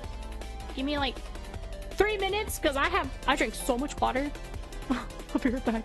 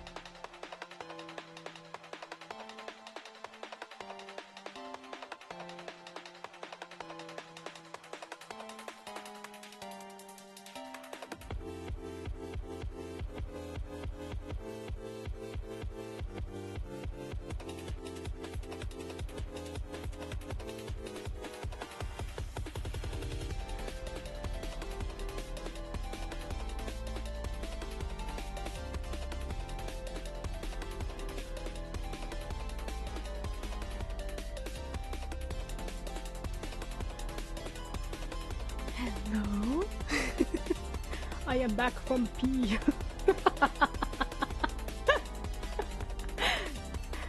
I am back from B.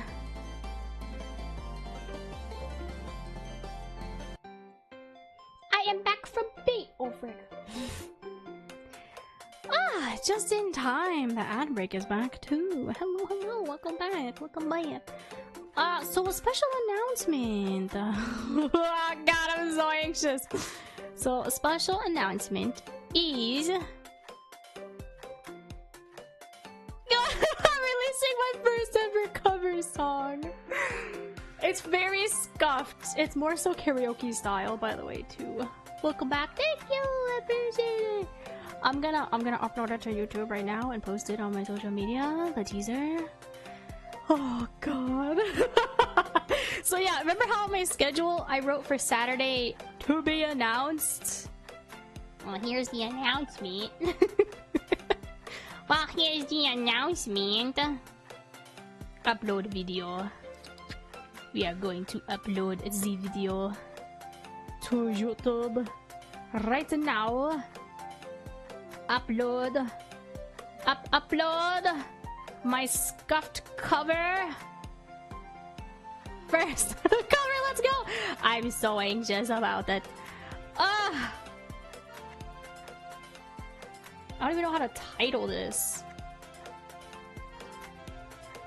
cause it's an English version, by the way.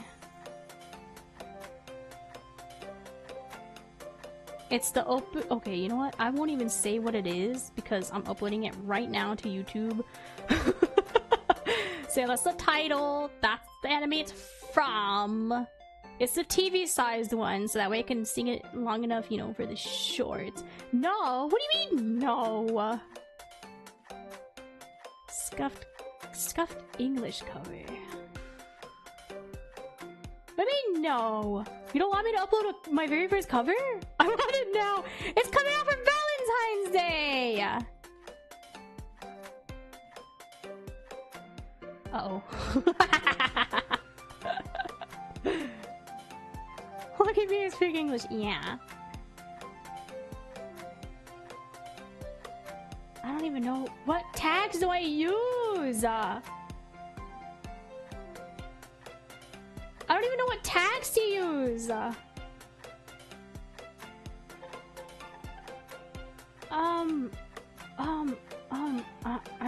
don't know.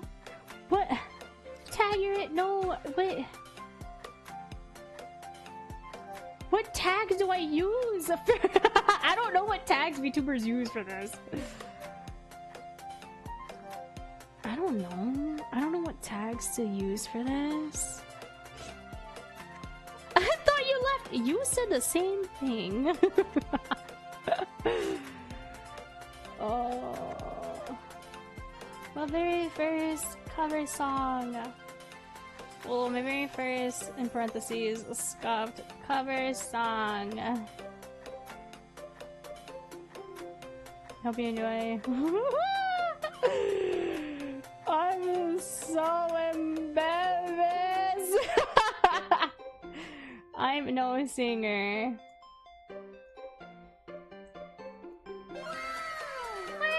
What?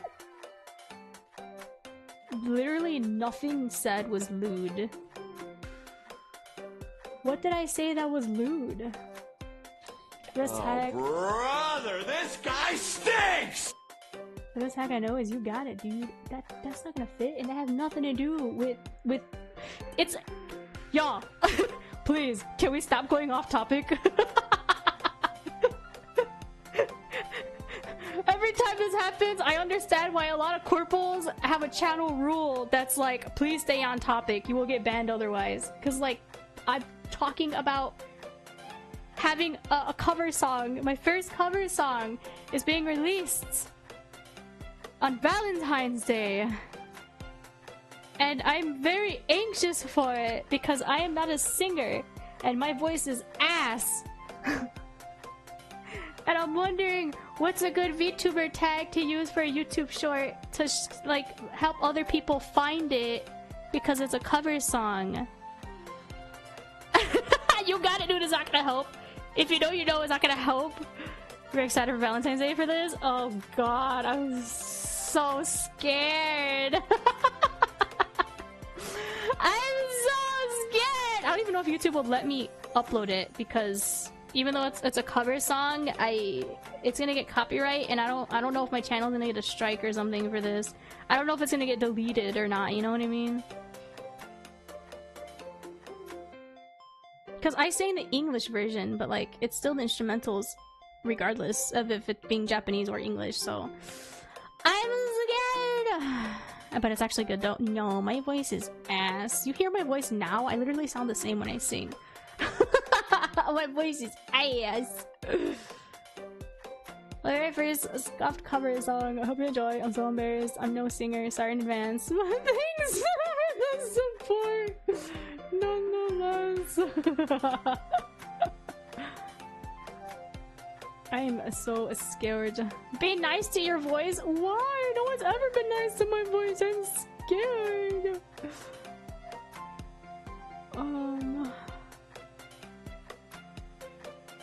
Mama, anime opening, English cover, VTuber cover song. I don't know what freaking tags to use.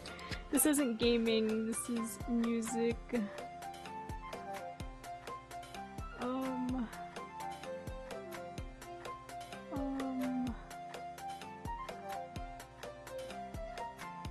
Oh frick, I'm so scared. I don't even know how to. What the heck is this?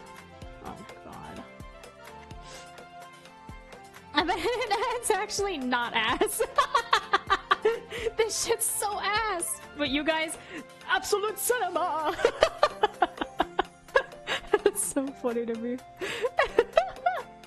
How do you, how and why can you feel that way? What the frick? Let's see. The tags I chose are oh, I think I said it already. It's Rose from Nana, the anime Nana. It's Rose. That's what I'm gonna sing for Valentine's Day. Rose, Nana, opening, TV size, scuffed English cover, Nana, hashtag Nana, hashtag VTuber, hashtag indie VTuber, hashtag VTuber singing, hashtag EN VTuber. It don't fit.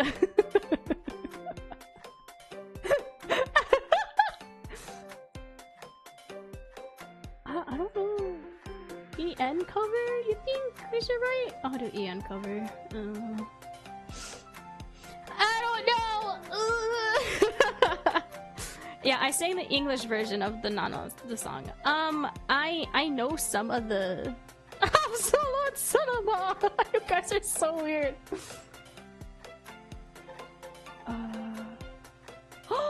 The cover protection content detection is not allowed in shorts longer than 60 seconds. I can't even upload my cover!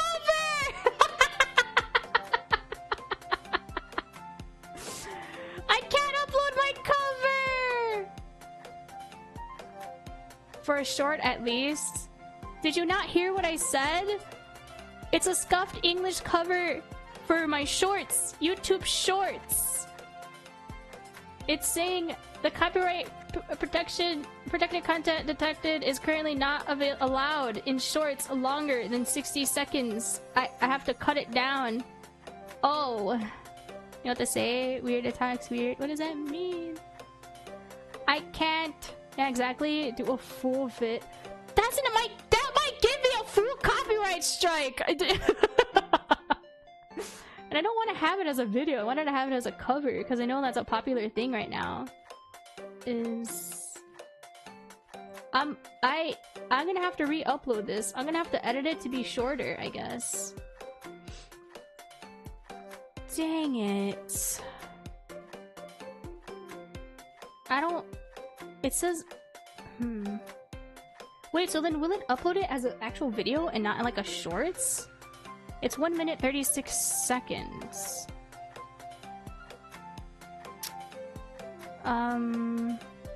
No, it's blocked. It has been blocked worldwide, it says. Frick! How do VTubers do this? How do VTubers do covers? I tried to do my research. They never said anything about them being blocked? Are you serious? I'm gonna have to cut it down to be less than a minute long. Oh man.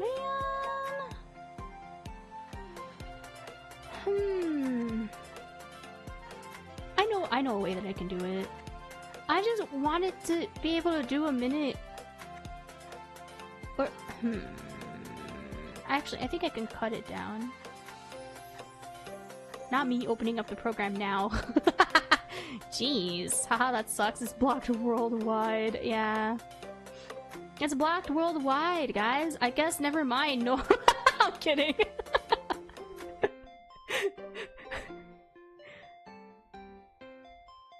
Oh, YouTube just emailed me. Video is blocked! I know, YouTube! I opened up the editing program. I want to see if I can actually edit it to be... Dang it! Oh, this is so hard! How I was gonna have the credits be in the video and everything, like a real professional cover. But now you're telling me I can't even do that? Ah, man. I'm gonna have to cut it down to be 59 seconds long. Ah, man. I'm gonna have to cut it down. No, I can't edit this right now. I'm gonna have to edit this tomorrow then. Frack! I'm sorry, guys. I'll make the waiting rooms and stuff tomorrow then. All the hard work is gonna be more hard work. Yeah, but 'tis the life of an indie VTuber. That's only one person. Yeah, remember that too, guys. I'm only one person and my voice is ass, so I'm not a V singer. I'm not a singer. I've only done one karaoke stream. That didn't really go well.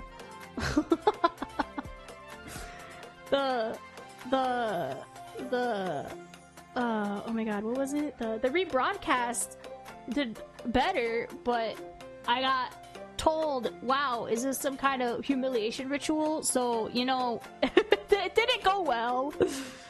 You are? I am what?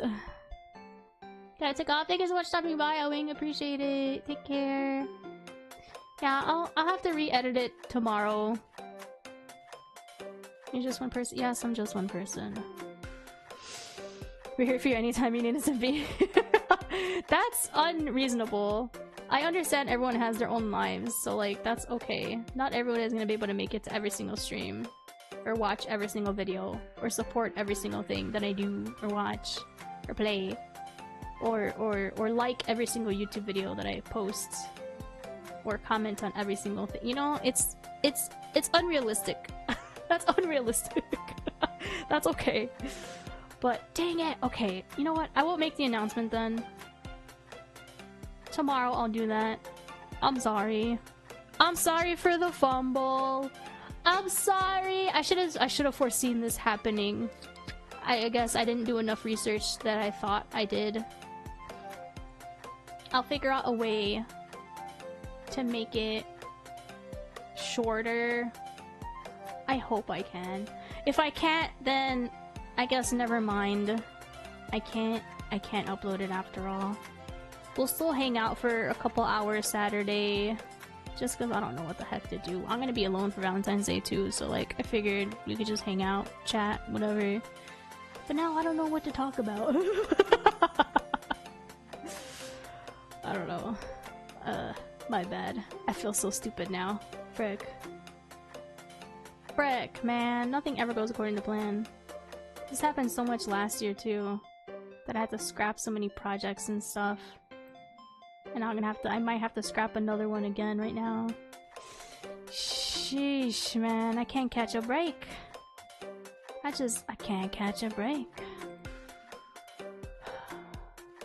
I'm goated. I'm literally struggling right now. What the frick? Dang. It's okay. I'll figure it out. I'll try to. I hope I can. I don't know if I can.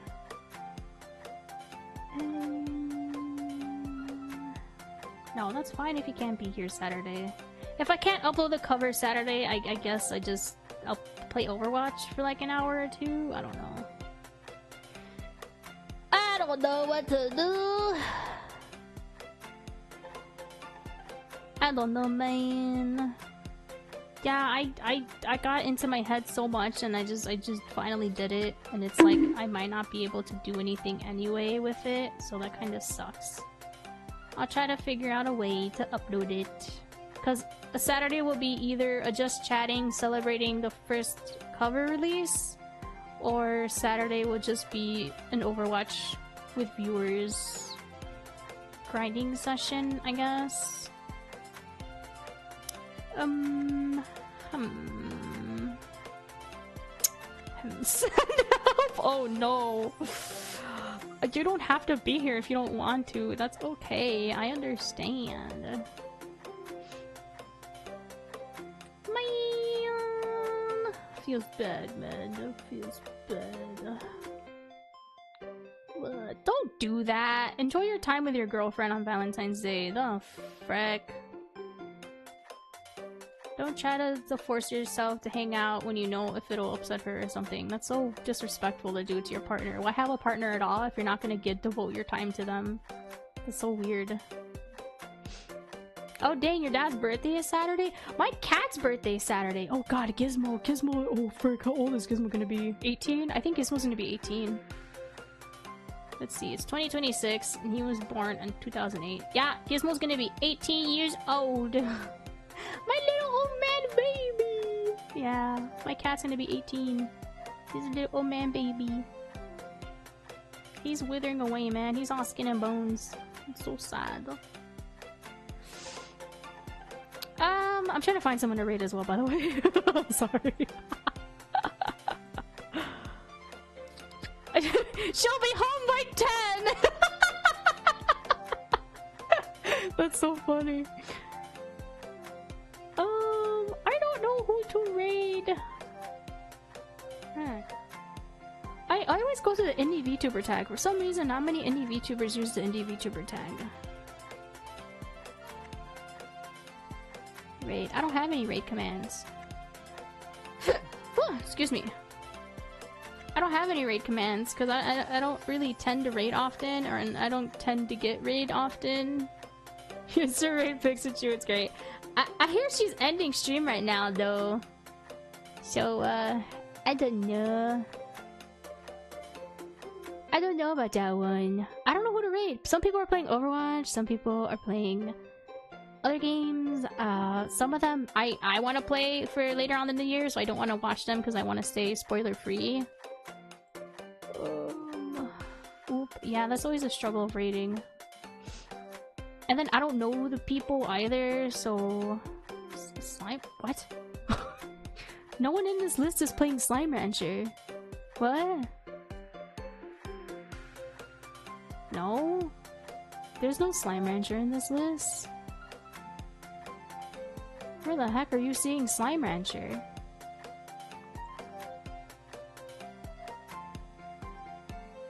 I feel bad rating people that are in a collab too, because I don't want to take away from that. Are they also a VTuber, Alex? I'm gonna introduce you to people. I don't have friends, so yes. They're also an indie VTuber. Are they like similar channel theme to me? Are they also like 18 plus? Do they have an open chat? It's not followers only locked. Do they have roughly the same view count as I have? I try to raid people that are similar to me, so that way it's easier to like mesh in. Oh, you're saying to check? I checked the indie VTuber tag. I always check the indie VTuber tag when I try to raid someone, because the VTuber tag is too saturated with everybody. The EN VTuber tag is too saturated for everybody. It's usually only the top people that are at the top. So I like to do indie VTuber tag because it's like a lot smaller creators like me that are always in there. I was wondering why people don't really use indie VTuber one too. Yeah, it's weird. I feel like only the microscopic ones like us use it. Playing DBD. Oh, okay, that's fine. Give me the username. Give me that username there. Give me, I require the username. I require that username. Give it to me. Alright, we're rating Tiny Peach. Fuck! Get out of the way, Twitch! Chat pause due to mouse. Chat pause due to mouse. Oh my god, that drives me insane. I just did. Thank you. I have acquired the name! Oh, I put red. We red to Tiny Peach. Let's go. I'm loca. I'm just tired, man. I'm tired and depressed now. Let me go to their channel. Oh no! Hold on, wait! It's gonna play audio, I bet! Don't play audio! Don't play audio! Okay. Talk to me in Spanish? No, I'm a no sabe kid. No sabo. No sabe! No sabo! Audio time. Now I locked in time. Take care, behave! Read channel rules. Oh, they scream a lot. Have your volume down. They scream a lot. Have your volume down. Behave. Thank you so much for hanging out with me. I really appreciate it. I'll try to get this cover issue sorted. I'll post up about it tomorrow if I can. I'm sorry. I'm sorry. I'm sorry in advance. I should have seen this coming. Bye. Take care. I'll see you Saturday, hopefully, if all works out. Pray for me. Pray for me, guys. Oh, I'm dying.